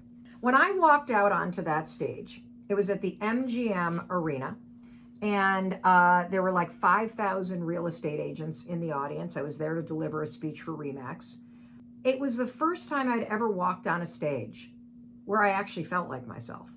It was also the first time that I felt the audience kind of lean forward and go, "Oh, she seems kind of cool." But when you walk onto a stage in heels and a dress, you're like the authority, and you're on a stage and you're talking at people. There's something about walking onto a stage or walking through life and having something fun that you're wearing that makes you relatable and interesting and real. And from that moment forward, I have never not worn sparkly sneakers for work. I wore them every day on my daytime talk show. I'm embarrassed to tell you that I probably have 20 pairs of these. I love, this is my favorite, these are my favorite, well, these are my favorite because these are the originals, but I would say these are my second favorite because I like the low top and I love the blue. I love these, which have a big silver kind of thing. These are super comfortable. And I've got a bunch of these, and these did not even come with sparkles. So I literally bought Swarovski crystals or whatever the hell they're called and got a glue gun out and put them on myself. If you're looking for sparkly sneakers, there's all kinds of them out there these days. It's the coolest thing in the world. Bedazzled sneakers are a thing. Whether you go to DSW or Nordstrom's or Zappos or anywhere, you can find them. And so the moral of the story, the secret to confidence is being comfortable in your own skin. And the secret to being relatable and likable is being yourself and being comfortable in your own skin. And so whatever it is that gives you a little flair, whether it's a little pin on your jacket or a little flower in your pocket or sparkles on your sneakers or cool specs, you gotta find the confidence to bring that to the way that you go through life, because there's something unique about you. And when you settle into what is really an expression for you, you feel comfortable in your own skin. And that's the greatest feeling in the world. So the fear of disappointing people, we've talked about one place that it comes from, which is making sure not to create a scene and making people like you. That's one lane that most of us have, and I'm going to tell you a story in a minute about how you can manage this. The second lens, and I got to give credit to my business partner Mandy for this, is that so many of us have this perfectionism gene. And the reason why we're perfectionists is we're trying to insulate ourselves from criticism. That if you get it perfect, no one will give you feedback. If you get it right, nobody's going to criticize you. If you do it perfect, then no one will be able to attack you. And the problem with that, and that's just another side of the same coin, which is the fear of disappointing people. You're managing not disappointing people, not by lying and not by being codependent, but by actually trying to be a perfectionist so that nobody criticizes you. So let me tell you a story about the fear of disappointing people in my own life, because this is the biggest trigger in my life. I mean, it goes back to being in 4th grade, right? It's there. And this is another thing, I literally have to remind myself of this, everybody, every single day. You cannot remove the things that trigger you. You can't. If you've been doing a pattern since 4th grade, there will be things for the rest of your life that will trigger that pattern to come up. But you can always choose not to repeat the pattern. So you'll be triggered and be afraid that you're going to disappoint somebody. That's real, that's normal, it's natural, it's part of being a human being. I think it's interwoven into every relationship where you love somebody. But you don't have to behave the way that you always behaved when you're nervous about disappointing somebody. So let me give you a dumb story. You ready? When my husband and I got married, my father gave us this really incredible gift. He gave us an antique pool table. I grew up in Muskegon, Michigan, where Brunswick was founded. And my dad has a hobby of going to garage sales and estate sales and buying old, dilapidated pool tables, and then he restores them. So when Chris and I got married, he bought us an old, dilapidated pool table from the same era as our house, which is the 1870s. He restored the whole thing, and then recently he and I rented a U-Haul, and we drove this sucker from Muskegon, Michigan to Boston, Massachusetts. My dad and I took a road trip. Get there, and we assemble the pool table in what used to be our playroom. Fast forward 3 or 4 years, the speaking business takes off, my business starts to grow, we have people that work for us, and my kids are older. We don't need a playroom, we need an office. The pool table is in the middle of this thing. For the first 2 years of having the office, we kept the pool table there. Why? Because I didn't want my dad to be disappointed. Because I love him. Now, he visits our house twice a year for 2 or 3 days with my mom. And I kept this thing occupying a third of our office for 2 years. And then I realized I'm being ridiculous. I'm being absolutely ridiculous. Now here's the thing. Will he be disappointed if I take the pool table down? Absolutely, definitely. There are always going to be things that you do, decisions that you have to make in your life, in your business, for your family, that will disappoint other people. It's unavoidable. But the fact that he's going to be disappointed should never be the reason that I don't do something that is aligned with my values. Now, let's take it a step further. When you make a decision that is likely going to disappoint people, or that does, still make the decision, because it's your life. There's nothing worse than when you start to rob your future and your life and your happiness because you're so focused on other people. However, if you love people, you can still take care of them when you make that decision. So let me go back to the example of the pool table. So I knew I was going to take it down. I knew my father was going to be disappointed. I was disappointed. I don't have a big house. So I don't have the room for a huge pool table. I don't have a finished basement like a lot of people. I don't have like a cool garage game room thing like I just don't have it. I called him first and said, I need to talk to you about something. You know, the pool table, I love the pool table. Dad, my business is growing so much, I actually need an office. And, oh great, it'll be great in the office. And I'm like, well, yeah, it would, except I have, 3 or 4 people showing up and we got to put some desks in there for now. Even went down, well, you could put a piece of plywood, and they could work on the pool table, and then they could do the thing, and then the thing. And now my heart is racing because I don't want to disappoint my dad. And now he's fighting and I had to just say, for me, Dad, here's what's going to happen. I'm going to hire professional movers in the pool table business to disassemble this with love and care. We were going to store it beautifully. When I either get a full-time office offsite, or I build a barn, or I build a different house, this will have its own beautiful room dedicated to you. So we had this beautiful conversation. Now, was he disappointed? Absolutely. When they come to the house and visit, which they just did, and they walk into the office, do I feel a pang? You better believe I do. It doesn't matter. That's all normal. I still need to make the decisions that I need to make. And the difference, what's changed, is how I relate to that fear. So instead of what I would do in the past is I would make a decision that doesn't serve me. I'd leave the pool table and then I'd be all about it. I'd leave the pool table as a way to make my dad happy, but it makes me miserable to leave it there because I need the space, right? And then I'd be kind of annoyed. And then he'd come and I'd fake play pool because I kind of want to, you know what I'm saying? Like, we do all this that's not real. And what I've been able to do for myself in some instances when I catch it is to hit it head on and to be authentic and to still take care of people. And what I've also come to learn is that people can be disappointed in you and they still love you. you know, you're never going to get around this. Everybody in your family is going to be disappointed with you, probably once a day, probably. And you have the ability to retrain how you respond to that trigger that rises up in you where you start to fear that you're disappointing somebody.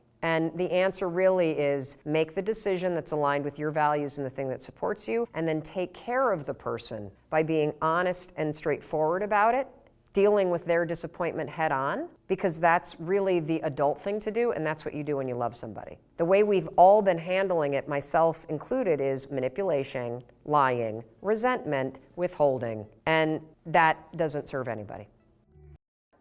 I believe with all of my heart and being that every man, woman, child, person, grandparent, everybody should infuse their days with habits of celebration and self-confidence.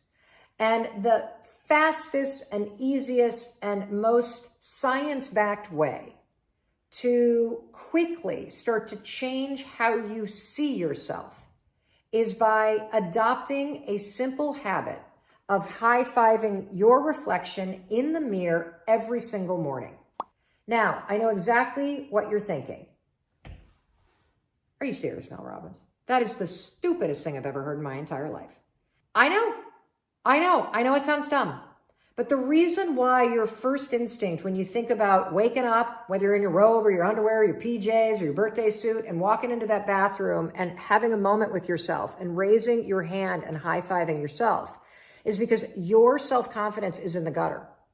You believe some garbage about yourself. You think you're a bad person, or you're unworthy, or you're ugly, or nobody likes you. Or how about this one? This was the story of my life. I have f***ed up my life so badly, I might as well just flush it down the toilet. You have some narrative in your mind that is so negative that when you look in the mirror, you see somebody worth trashing. You see what's wrong. You pick apart your appearance. And I want to reverse that, because here's the deal about self-confidence. Self-confidence begins with you. You realize the word self is in there, right? I can't give you confidence. I can give you a little boost. I can give you tools. I can encourage you. But confidence is forged in fire. It's something that's within you. And here's the thing I want you to realize about confidence. You are a confident person.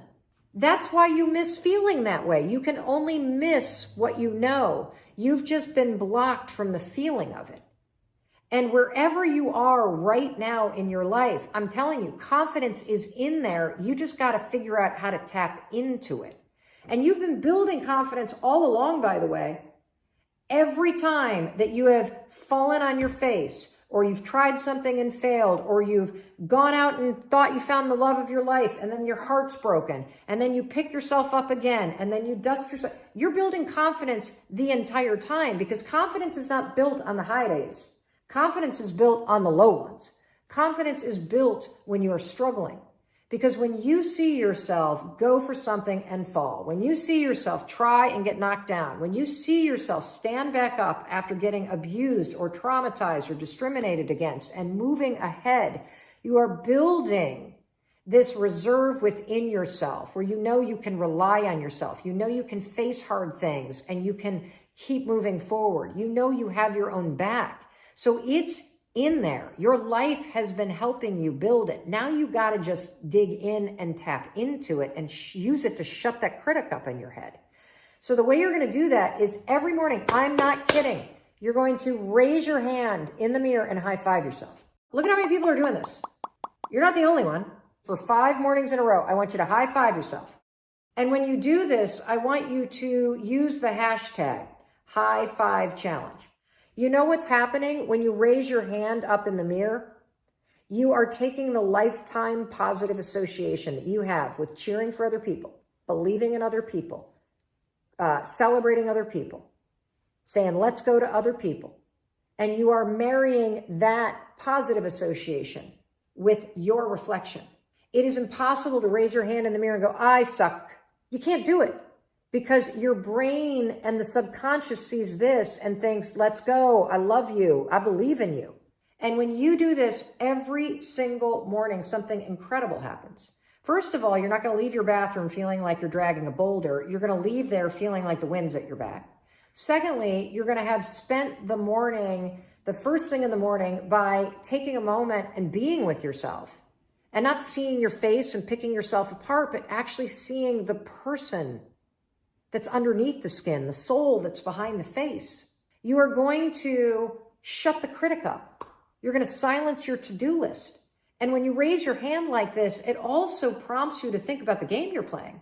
So now you got a moment to be like, oh yeah, yay me. I'm still here. I can make today a good day. In fact, what game do I want to play today? Just for me.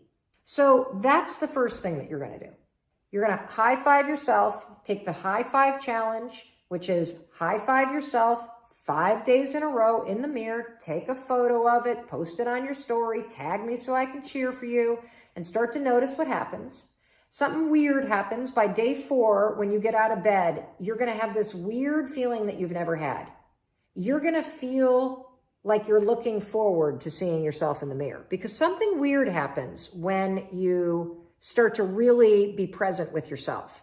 When you normally walk in the bathroom and you ignore yourself, you're alone. I think a lot of us feel like we're alone in our lives. When you start to see yourself, you literally, oh, hey, hi there, Mel Robbins. How you doing? You now, as you look forward, oh, hey, girl, how you doing? Hi, Mel Robbins. Oh, hey, let's go. I believe in you. Gonna have a great day. It's almost like when your neighbor waves to you. You're seeing yourself. You know, now that I've been doing this for a year, I don't feel like I'm alone. I feel like I've got myself and I've got my own back. I feel like this person that I see in the mirror is the one person that's going to be with me for my entire life. So I better cheer for her. I better celebrate her. I better encourage her and love her. And that's what you're doing when you do this every morning to yourself. And there are mornings where I stand in my underwear at my bathroom sink and even I don't have a word to say to myself. But I can always do this. And it always lifts my mood. And it is creating that deep connection within me to myself. And that's what builds your confidence. Confidence is being comfortable in your own skin. Confidence is knowing that you have your own back. Confidence is knowing that you can face something. Confidence is believing in your ability to face or survive or try something and be better. And confidence is being willing to try. And all of those things happen when you raise your hand every single morning. The second thing that you should do is you got to be honest with yourself. If there are things about your appearance that are within your control, whether it is the shape that you're in, whether it's the health choices that you're making, whether it's how you take care of yourself in terms of self-love, and you're not taking action in those areas, the lack of action says to your brain, you don't care about yourself. And so what I want you to do is pick one thing, one behavior that you could do every day. The high five's one of them. Pick another one. And I want you to practice doing it. And it's a behavior. If you think about the person that you want to become, what's that person do every day that you don't do right now? And when you start to do the thing that the person you want to become is doing, you leverage something called behavioral activation therapy. And that is a whole body of research that says when you act like the person you want to become, it's the most powerful way to change a habit. It's even better therapy than talk therapy because the action proves to your brain that you're becoming that person.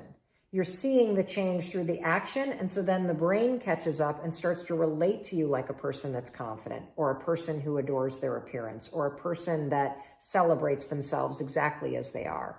So try those two things. Make sure you tag me online when you do the high five challenge. And I know it's going to work. Today's coffee talk is all about feeling the fear and doing it anyway. And I'm sure you've heard that statement, right? Feel the fear. And the thing that I want to talk to you about today is that there is not only a lot of inspiration behind that statement, feel the fear, but there's also a lot of science behind it. And that's what we're going to talk about today, that if you want to get through and break through your fears that are holding you back, you're going to need to learn to feel the fear and do it anyway. Yesterday, I also want to just say that we talked about, oh no, it wasn't yesterday. Was it yes? Did we go live yesterday? I'm having a hard time remembering what's going on in my life because I've been on the road since Sunday. I'm now in Miami. Yesterday, we talked about living your passion, and a lot of you were confused about where to turn in your life if you don't know how to live with more passion. A lot of you keep saying you want to find your passion. And so I want to remind you about the fact that if you missed yesterday's training, it's a really important one about the definition of passion, because passion is something that's in you. It's something that you unlock. It's something that you release.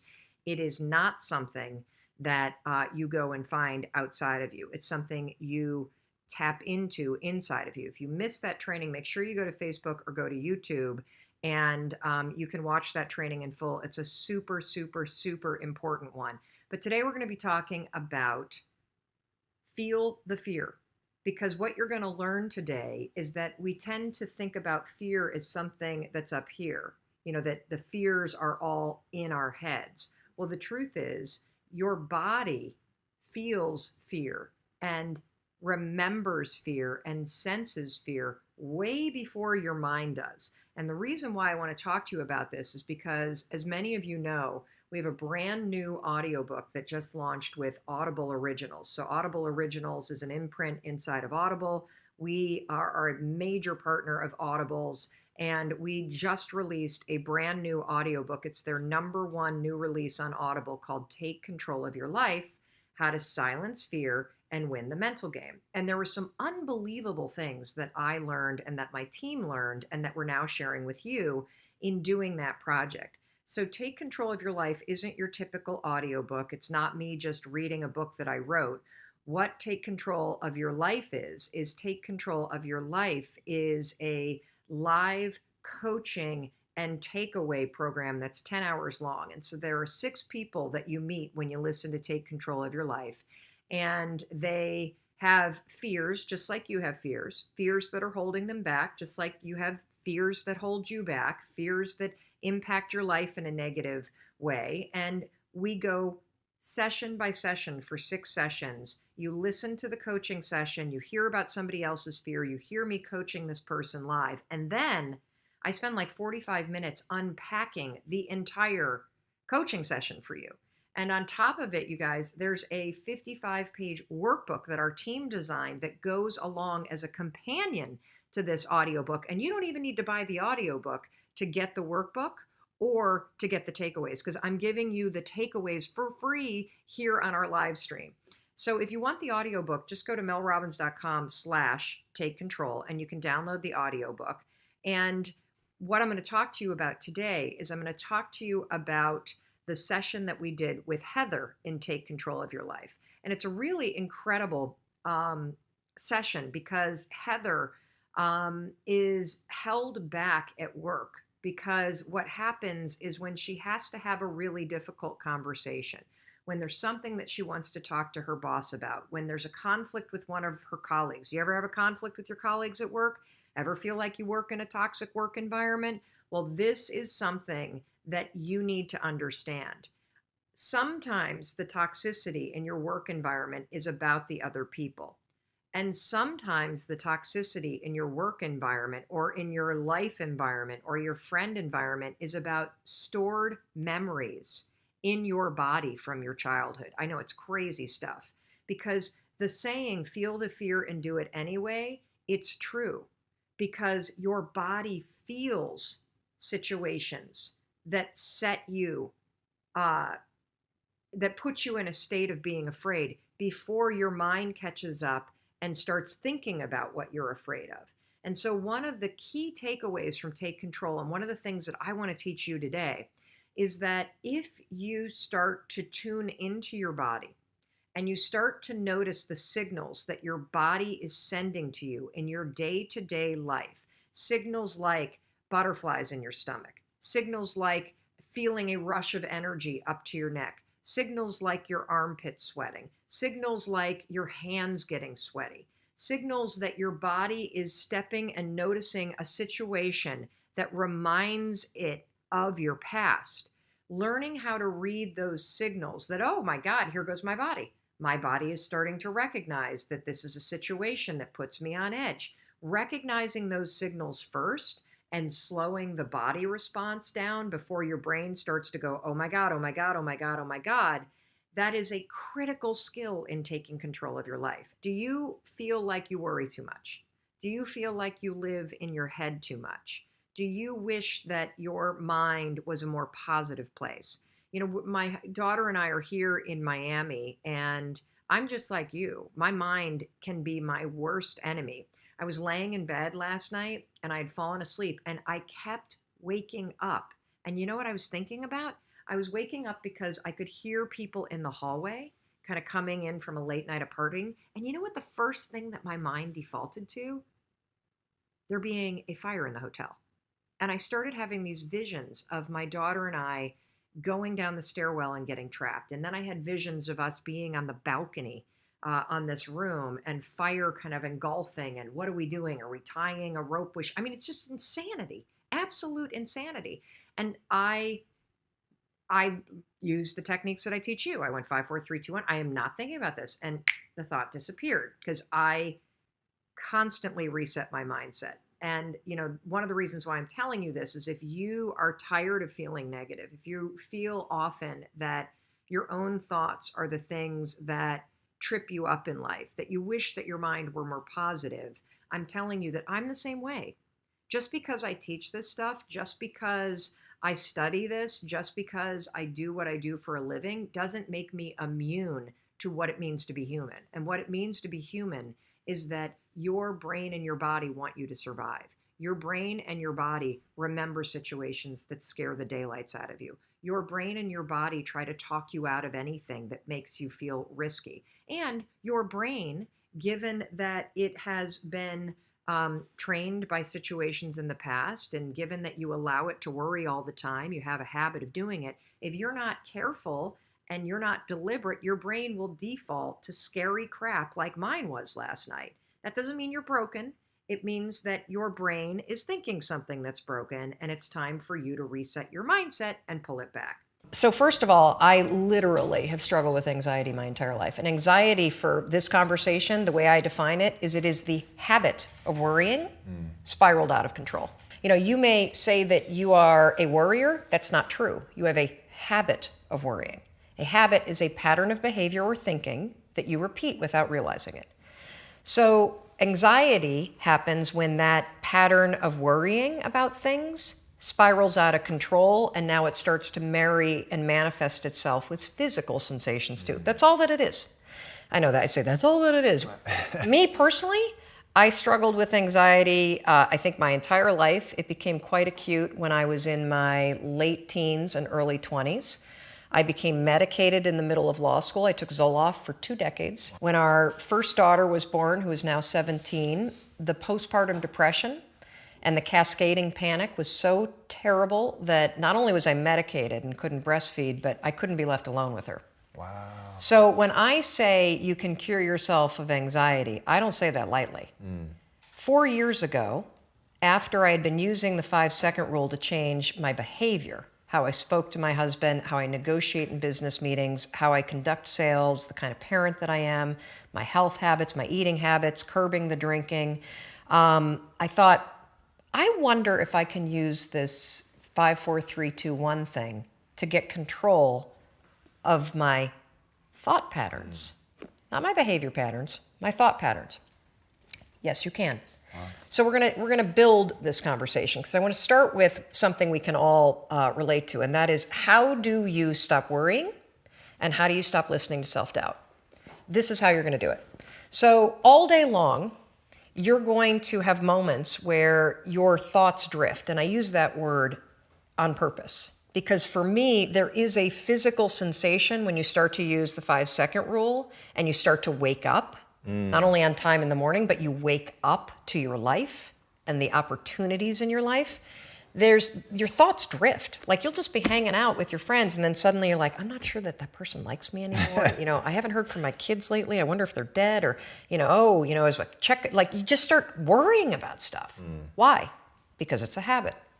Because when you're not paying attention, your brain shifts from you being a decision maker and paying attention to you just kind of spinning things on autopilot. And one of your habits is worrying. The second you wake up and you notice, holy cow, I'm talking some negative garbage to myself right now. 5, 4, 3, 2, 1. You've just shifted the part of the brain that you're using. You've shifted from the basal ganglia, which is where your habit loops are spinning, and you've awakened your prefrontal cortex. You've also interrupted that pattern. Now what you're going to do, because your mind is actually ready to receive a different thought because of the counting, now you can put in an anchor thought. Like if you have a mantra, if you've got a vision about the way that your business is going to turn out in 5 years, if you just have a thought that makes you really happy and proud, insert that. Now, why does this work? It works because of the counting. And I'm not kidding. We know, based on research, that positive thinking alone, not effective. In some instances, trying to force yourself to think positive can actually make the worries worse. Why? Well, the reason why is because it's really hard to just change the channel. What we have to do first is basically interrupt it and turn off the TV and then turn it back on with the prefrontal cortex awakened. So the counting is essential. And so you can start using this today. You catch yourself talking garbage to yourself, because we all know if I were to put a speaker on your head and broadcast, you would be sitting here in the audience, you'd be in an insane asylum, because the crap that you say to yourself is insane. And the problem is we listen to it. You'll be in a sales meeting and you'll be undermining yourself. They're not going to buy. Oh my gosh, I'm in trouble. You're not even present. 5, 4, 3, 2, 1. Switch it back. Get back to that vision that you have about toasting your success, or this customer being really happy, or you being proud of yourself. Whatever that vision may be, you can control your thoughts. And this is not just us talking about it. This is a tool that you can use. So let's take it a step further. So worrying, if you let it go unchecked, what will happen is you will get used to worrying. You will get used to living in a state where you're slightly agitated all the time. Let me talk a little bit about agitation. So what we know based on research is that physically, in your body, so physiologically, being excited is the exact same thing as being afraid. Let me say that again, because it is so important. In your body, being excited is the exact same thing as being afraid. Your body doesn't know the damn difference. Your heart races, your armpits sweat, you're like, you may get tight in your throat. Your cheeks may get pink like mine do when I get excited. The only difference between excitement and fear is what your brain says. And the problem is, if you have a habit of worrying, guess what you're going to tell yourself is going on? That you're like freaking out. That you're not excited, that something must be wrong. Oh gosh, why would you say something's wrong? Because you got a habit of saying that all the time. Even as I became a speaker for a living, or I'd be on CNN, when I first started doing it, I would be freaking out backstage. But even though, just last week, standing backstage, about to go on, 8,000 people, heart races, armpit sweat, my hands get clammy. I'm not nervous though, not at all. I'm excited. And so I developed this technique, and research out of Harvard, not based on my technique, but something very similar, proves that if you basically, right before you're about to do something, take a test, run a race, public speaking, a business negotiation, ask somebody to marry you, whatever it may be that gets your heart racing, just do this. Go, I'm excited.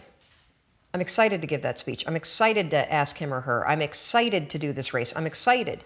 Because what happens is you give your brain context, so your brain doesn't escalate the stuff going on in your body. Your brain's not worried. Make sense? Yeah. So you can combine this with the 5-second rule. So we know how to do worrying. You catch your thoughts drift, 5, 4, 3, 2, 1, anchor thought. If you start to feel your heart racing, 5, 4, 3, 2, 1, to awaken the prefrontal cortex, and then start going, I'm really excited to do this. I'm really excited to do this. Another technique that you can use is ask, I think they call it interrogatory questions, where instead of giving yourself a pep talk, say, well, why am I ready to do this? Why am I ready? Because that'll force you to answer the question, which then convinces you. So why am I ready to close this sale? Why am I ready to give this speech? Why am I ready? So those are two strategies that you can use backed by science that are proven to actually make your performance be much better. Now let's take it a step further to anxiety. So anxiety is what happens when the habit of worrying spins out of control, your body gets really agitated, and then you allow your mind to escalate it into a full-blown panic attack. So for those of you that have not had the pleasure of having a panic attack, let me explain what it's like. So have you ever been in your car and you're driving down the road and you go to change lanes and all of a sudden there's like, oh my God, there's a car right there, right? And you swerve a little bit and then your heart's like, and you may sweat a little bit and you grip the wheel really tight and you're super locked in on the road ahead of you. But then that car pulls away and the near miss scenario passes and your mind starts going, okay, you're all right now. Right. You're all right now. That's it. That's all. That's what a panic attack is, only it happens while you're standing in front of your coffee pot. Seriously, you have that same, oh my God, what behind that? And your heart's racing, and the problem for your brain is that your brain can't look around and say, holy cow, we almost got hit by a car. Right. Your brain's saying, what the hell is wrong with her? She's making coffee and she's freaking out. And so now your brain has a problem, because what's your brain's job? It's designed to protect you. So your brain will now do whatever it can to magnify the problem. Remember, we talked about the spotlight effect. It'll start telling you all kinds of crazy stuff because it can't figure out contextually what the hell's going on. She's just making coffee, now her heart is racing and she's breathing really. Holy cow, maybe she is having a heart attack. A lot of people that have panic attacks say, I think I'm dying, oh my God, what's happening? Wow. Or you'll see them do the deer in the headlights thing where they got to get out of the room. That is the spotlight effect in your brain, now taking control and magnifying everything to get you out of whatever it was. So here's how you use the 5-second rule. You use it to stabilize your thoughts before the panic escalates. And then what happens is it drifts into worry and then it disappears. Right. So the second you feel worry, you catch it, you train yourself to do that. If you start feeling yourself getting, your heart racing, you can 5, 4, 3, 2, 1 and use the I'm excited. If that doesn't work, literally 5, 4, 3, 2, 1, and just give yourself an anchor thought, literally, of you being okay. So I'm very open about the fact that I struggled with anxiety for a long time. Yeah. And what's interesting about anxiety is that, I'm now talking to you from the perspective of being 53 years old. I was like really fucked up. And by fucked up, I mean, not that I was like stealing cars or breaking laws or doing anything like that, but I was not comfortable in my own body. And the way that I would describe it is, I think from that moment, literally, that moment in 4th grade that I just shared with you, it makes me really sad to think about the fact that I was just a 4th grader that had had a traumatic experience. I didn't know, but my nervous system remembered. And so anytime I went to bed, I woke up the next morning with the sensation in my body that something was wrong. And any pattern of behavior or thinking that you start to repeat becomes a habit. Habits are just patterns. That's all that they are. And so I had a life experience because of one incident where I would wake up every single morning and feel like something was wrong and I couldn't put my finger on it. And the more that you wake up and think something's wrong, the more your brain is going to find reasons why something might be wrong. And so I developed this sort of chronic state of feeling on alert, feeling this sense that I got to be aware. Fight or flight. Yes, yes. My, in clinical terms, my sympathetic nervous system got switched on. And I had no idea how to turn it off. And if you don't know how to calm your nervous system down, to flip off the sympathetic nervous system and flip on the parasympathetic nervous system, which is your calm, grounded, resting nervous system, you will forever struggle with focus, with being present, with the ability to think clearly and make good decisions. You will constantly talk about the fact that you feel anxious, and that comes from your nervous system always being on edge and being in fight or flight. I didn't know any of this. I was just a nervous kid with a nervous stomach. Every camp that I went to, I got sent home because I was too homesick. Oh, yeah. I mean, you know how homesick you have to be for trained counselors to actually call your parents and go, we got a problem here. She can't stay here. Like, she is out of her mind. When you say out of your mind, what are the physical symptoms or verbal symptoms of that? Oh, my gosh. Complete disassociation. So I would be at camp, like literally 6th grade camp. So at the end of 6th grade year, and I feel bad for little Mel Robbins.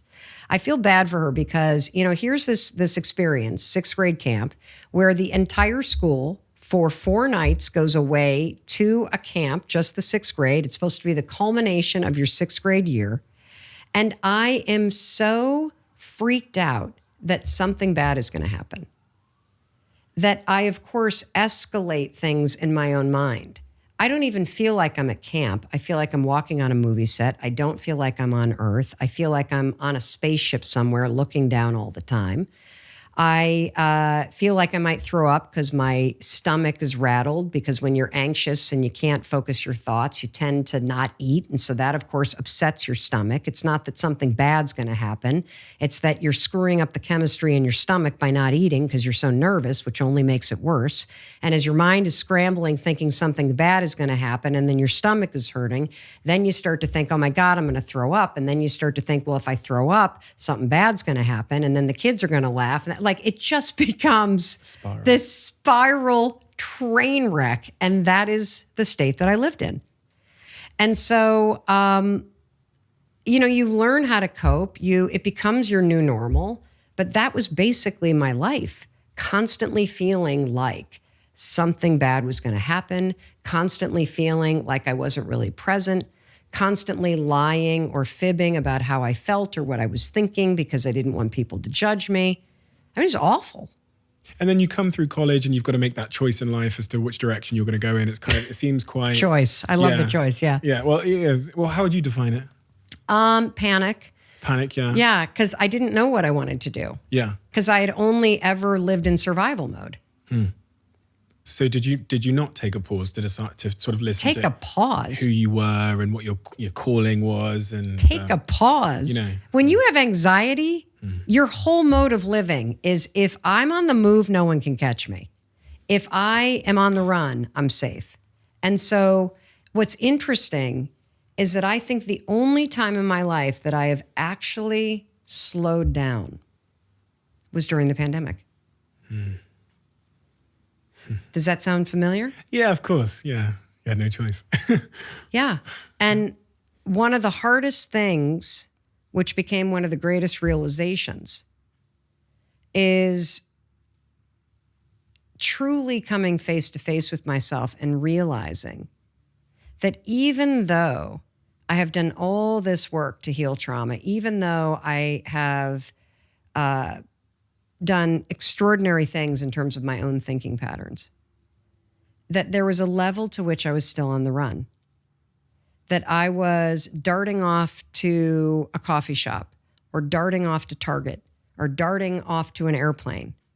And all of this racing around kept me from having to truly stop and stand with the woman in the mirror and just be still and figure out, well, what do I really want? How do I really want to feel?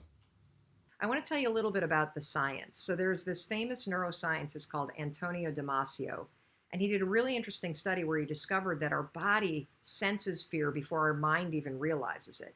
And when fear or danger, speaking to your boss, calling a prospect, going to the gym when you're not proud of the way that you look, it's not fear like terror. It's more that low-grade agitation in your body. I felt it yesterday because I went to a boot camp class yesterday, and I'm not in good shape, and I don't do boot camp classes. And Kendall and I are staying at this hotel where, holy cow, everybody seems like there's some sort of professional weightlifter or Instagram model. And so it was really intimidating, and I could feel that agitation in my body.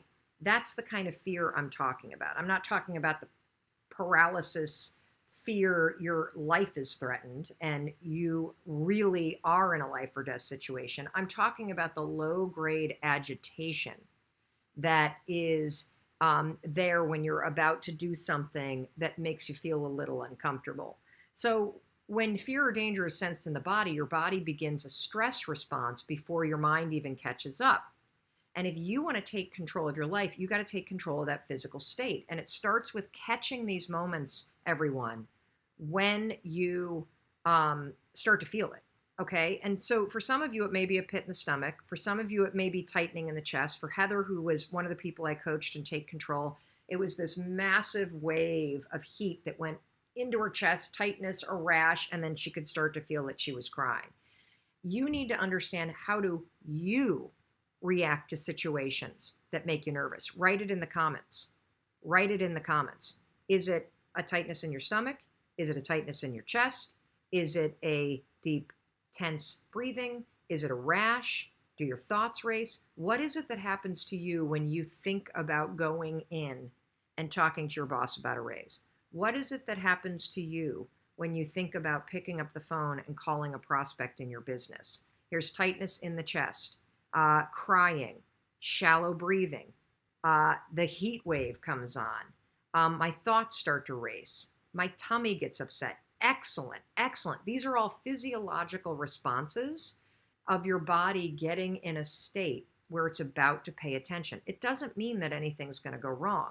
The problem is when you feel that chest, sweat, stomach drop, the shutting down, the nervous belly, when you feel that, you immediately assume something is wrong, and you have trained yourself to do one of two things: shut up or don't show up. That's it. That's it. And what we want you to do is, I want you, when that happens, what I want you to do is go, oh, here's my body. Here's my body sensing something. Just call it out for what it is. And then I want you to slow your body down. I want you to take, and look, here's Ro the realtor. I used the 5-second rule to ask for a better commission split, and I got it. Good. Because here's the other interesting piece of science. You know that wave that you feel, or your tongue gets numb, or you get tightness in your cheeks, or you freeze? You know when that happens? Based on the science, there is only a 90-second chemical release in your body. It's called the 90-second rule. When your body stomach starts to flutter, when your heart starts to race, when you feel this feeling of fear that you have that's unique to you, based on the science, there's a 90-second rule, and all of the chemical release that's happening, because your body is going into a state of being alert, it only sticks around for 90 seconds. As long as you don't let your thoughts race. If your thoughts start to race, you'll start to agitate the situation. We are in the middle of Anxiety Week, and I'm super excited about this because I'm somebody who has struggled with anxiety for a large part of my life. For more than 2 decades, anxiety was a chronic and debilitating issue for me. I have 2 kids that struggle with anxiety. I know that it is a struggle for many of you. There's a documented rise in anxiety, and so we are spending an entire week talking about tools that you can use to understand anxiety, to break apart the thinking habits in your mind, to catch the triggers, and that's what we're talking about today, the triggers that are triggering you to feel anxious before you even realize that it's starting, and what you can do with science, particularly something called anchor thoughts, to quiet your mind, to settle your body, to stop the agitation, and to get control in a moment where normally you would spin out of control. So today we're going to talk about triggers. If you missed yesterday's training, it's very important that you watch it. So on day 13, we talked about the connection between worrying and anxiety, and how the habit of worrying about things in the future, things that make you feel uncertain, things that are out of your control, things that you shouldn't worry about at all. Oh, here comes our son. It's 7 o'clock in the morning. Sweetheart, I will be done with this training in about 15 minutes, okay? He doesn't look worried at all today. So interesting, that's a trigger for me. So we're talking about triggers today, and triggers are, do I know where your phone is? It's in the pocket of my coat that I wore when I tucked you in last night. I'm single parenting it today, so thank you for your patience with the the fact that I needed to help Oakley along. I got to get him to school this morning before I catch a flight to San Francisco. That's a trigger for me.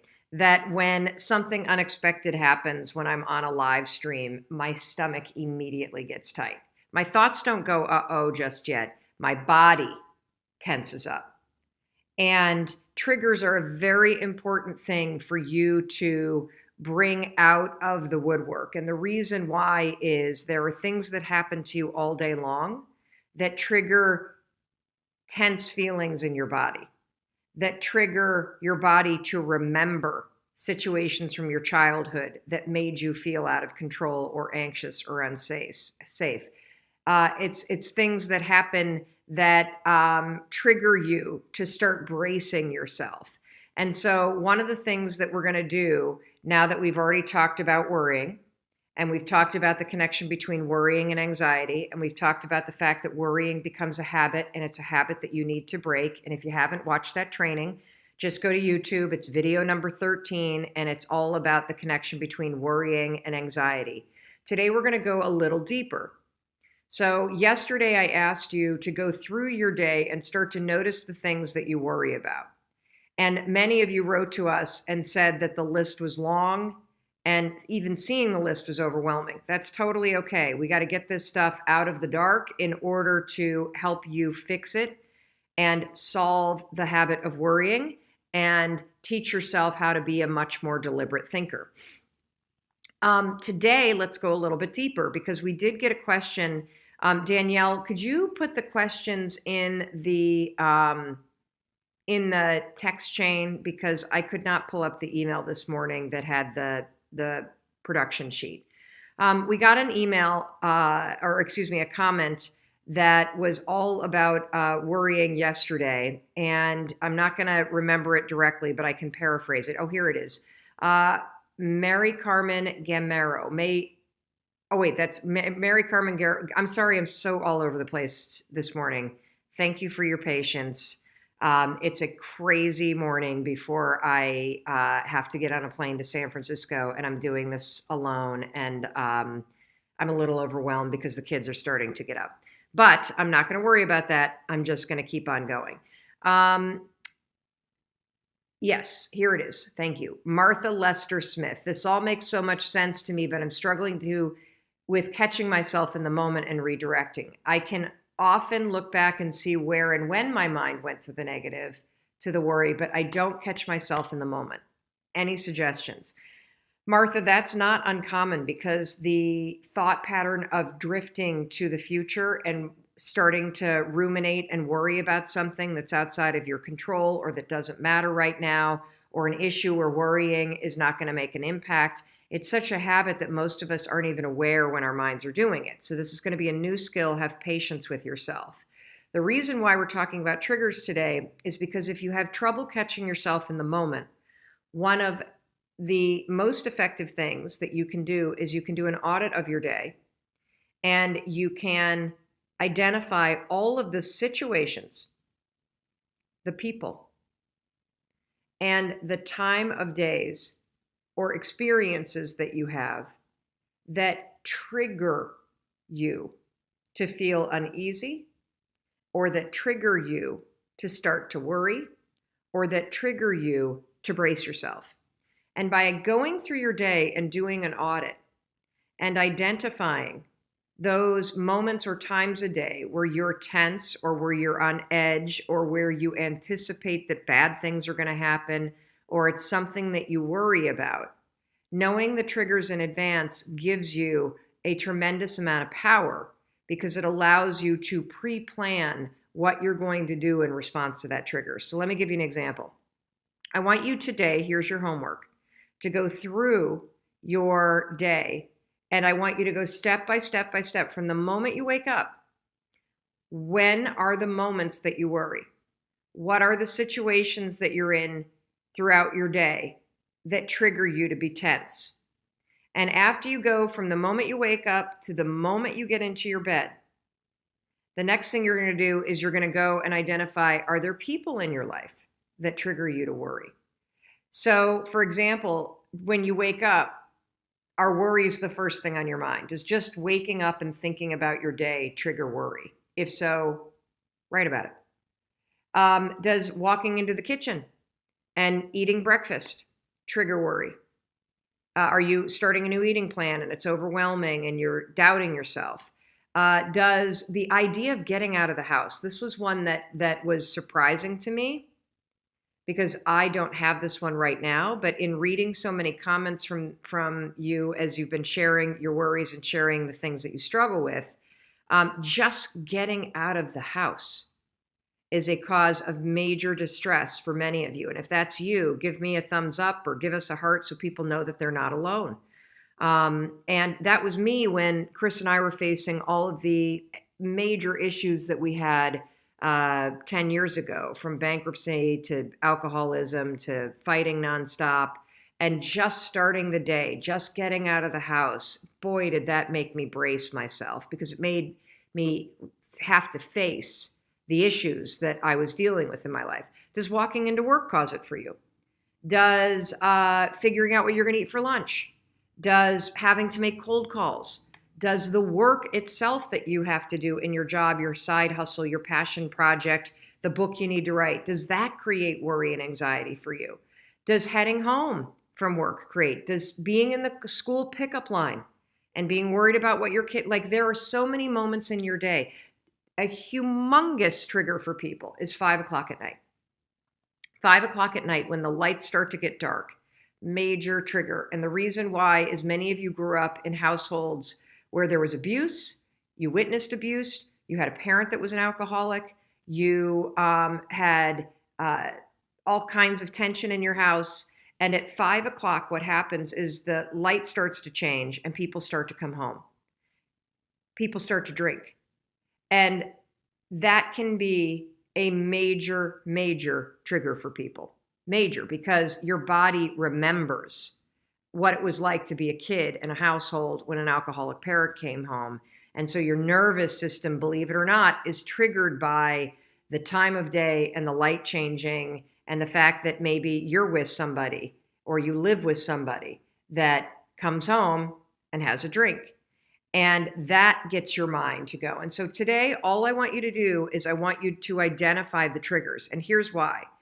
When we pull the triggers out of the dark, we can teach you how to put a plan in place to respond to them so that you're not triggered and going into autopilot and starting to worry and feel anxious and having no control or idea why. Okay. And we got to break these all apart. You know, I have this saying about confidence that I've only recently kind of stumbled into as I've been digging into more research around the science of confidence and the skill of confidence. Because a lot of people think that confidence is a personality trait. It's not. It's actually a skill that you build through action. And a lot of people think confidence is a state of belief. It can be, but that's not where it begins. And so I say that confidence is the willingness to try. That's all that it is. Knowing that you may succeed or survive, but you'll still try. And to me, all those people that we admire most, that's what they're doing. They have the ability to tune into those instincts that are true for them. Because the fact is, there's only one you. That's it. And you matter because there's only one you, and there's only ever going to be one you. And your instincts and your experiences and your inner wisdom is a gift to the world. And every time that you tune it out because of the habit of hesitating or the habit of self-doubt or the habit of worrying or the habit of overthinking, you are robbing the world of that gift that you have to give to everybody. And you can use this simple, stupid, silly tool to train yourself to not only hear it, but also to develop the skill of courage to act on it. Powerful. And is there any area of your life where you feel like you lack courage still? I'll admit it's kind of easy. I think we all kind of go through those moments where you feel like you're behind. And I think social media is both an incredible tool, and it can also be one of those triggers that makes you feel like, look at how many followers this guy has. And like, I'm like so tiny compared to this guy right here. Like, it's easy to use technology and social media not for inspiration, but actually as a way to bash yourself that you're not doing what other people are doing. Comparison or whatever. Yes. And so I think that I use the rule a lot for patience. I notice that my insecurity rises up because right now, look, I did a ridiculous number of speeches last year. I travel way too much. I don't want my life to look like that. It's a champagne problem. I get it. Yeah. But I also have 3 kids in a marriage that I love, and I really feel depleted when I'm not with them. And so I'm practicing patience as I make an intentional pivot in the kind of business that I'm running so that I have more of a life that I want as well. Yeah. So that's one area. I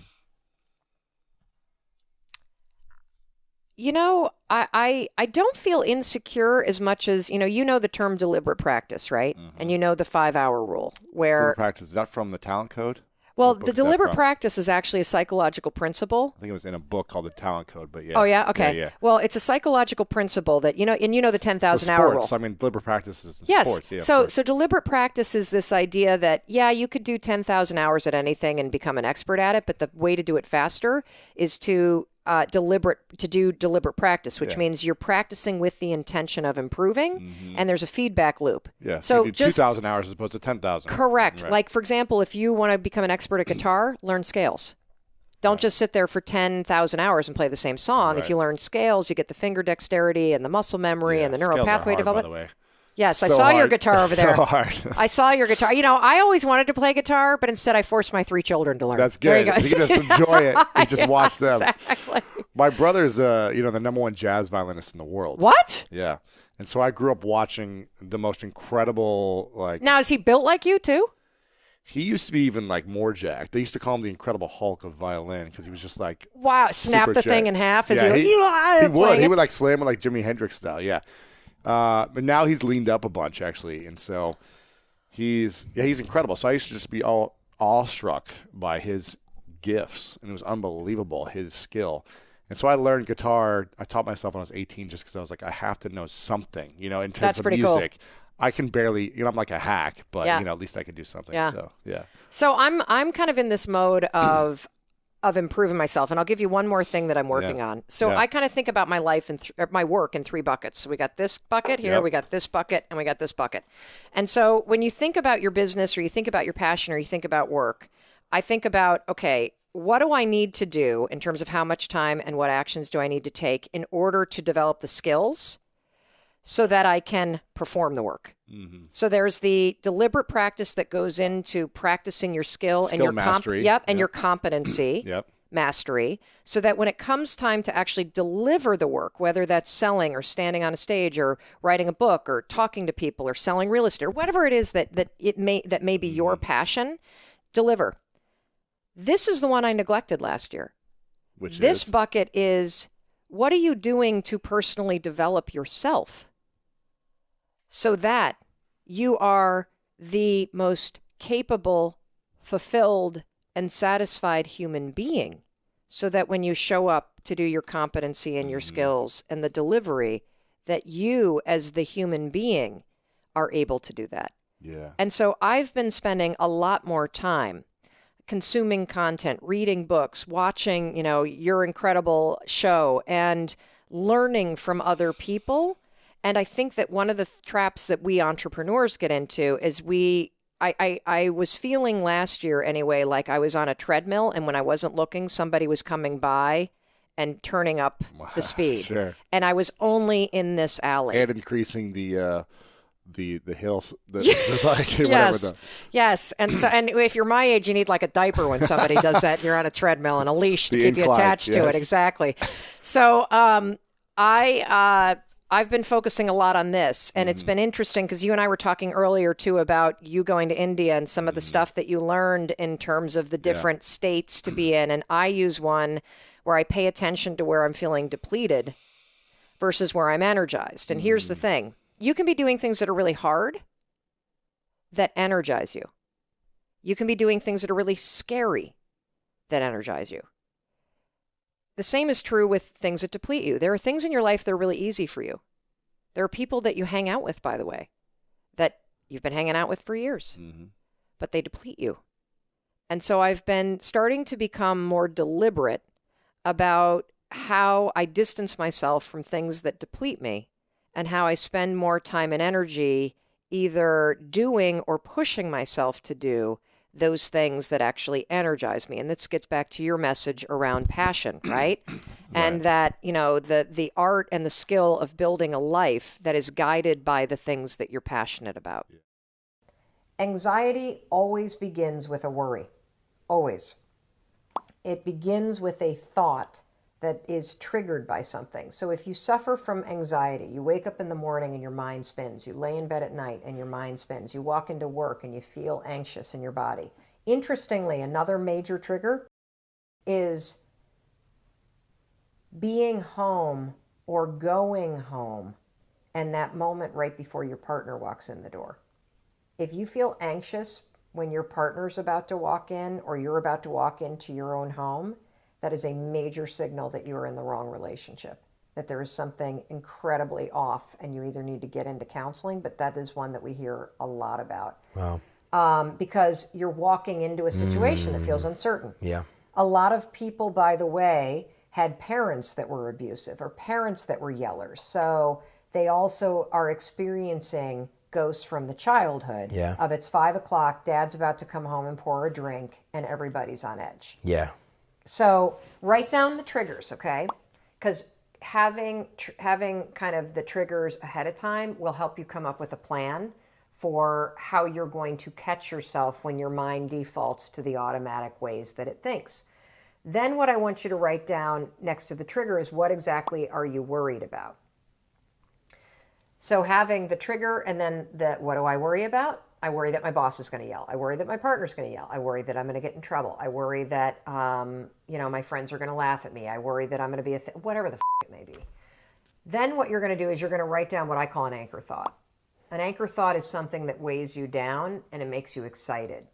And so here's how the strategy works with the 5-second rule. The next time you're in a situation, and let's just use the example of pulling into your own driveway or your own apartment, and maybe you've got issues with your boyfriend or girlfriend or your roommate, and that makes you unsettled. The second you pull in and you feel the trigger, you're going to go 5, 4, 3, 2, 1, because I want to interrupt your mind from going into the I don't like, what if I, and then you're going to drop in the anchor thought of the last time that you and your roommate really got along well, or the last time that you stood up for yourself and it went fine. And Or your puppy. Yeah, or a puppy or whatever. And you're going to say, I'm so excited to deal with this. Yeah. And then you're going to get out of your car, even though your body is going to feel a little unsettled and your mind's going to race. Go 5, 4, 3, 2, 1. If you start to be like, but what? And then walk in the door. And what I'm teaching you to do is to not let your mind hijack you. Right. And it's very important because there's a very tight nexus between your habit of worrying and spiraling your thoughts and the way your body starts to amp up. And so we want to settle your mind so we don't agitate your body. You got it? Yeah. And so if you start to practice that over and over and over and over and over and over and over again, and for you 18-year-olds that are watching this, use this with the nerves that you have about what you're going to do with your life. Use this when you catch yourself worrying about college applications, because worrying about the applications won't get them done. Worrying about what your friends are doing won't make it happen. Worrying about what you're going to be doing when you're 25 or how you're going to make money, it's not going to help you make money right now. It's only going to make you miserable. Right. So 5, 4, 3, 2, 1, cut off that habit. Yeah. That'll stabilize your body, and then go to a vision of you at the age of 25, driving a car that you think is cool and hanging out with a friend that's cool and saying to yourself, I'm so excited because I know I'm going to figure it out. Because you don't need to worry about that right now. Yeah. but it becomes a habit that destroys your year this year. Hey, it's Mel. Thank you so much for checking this video out. And if you like this one, I have a feeling you're going to like this one too. I'll see you there.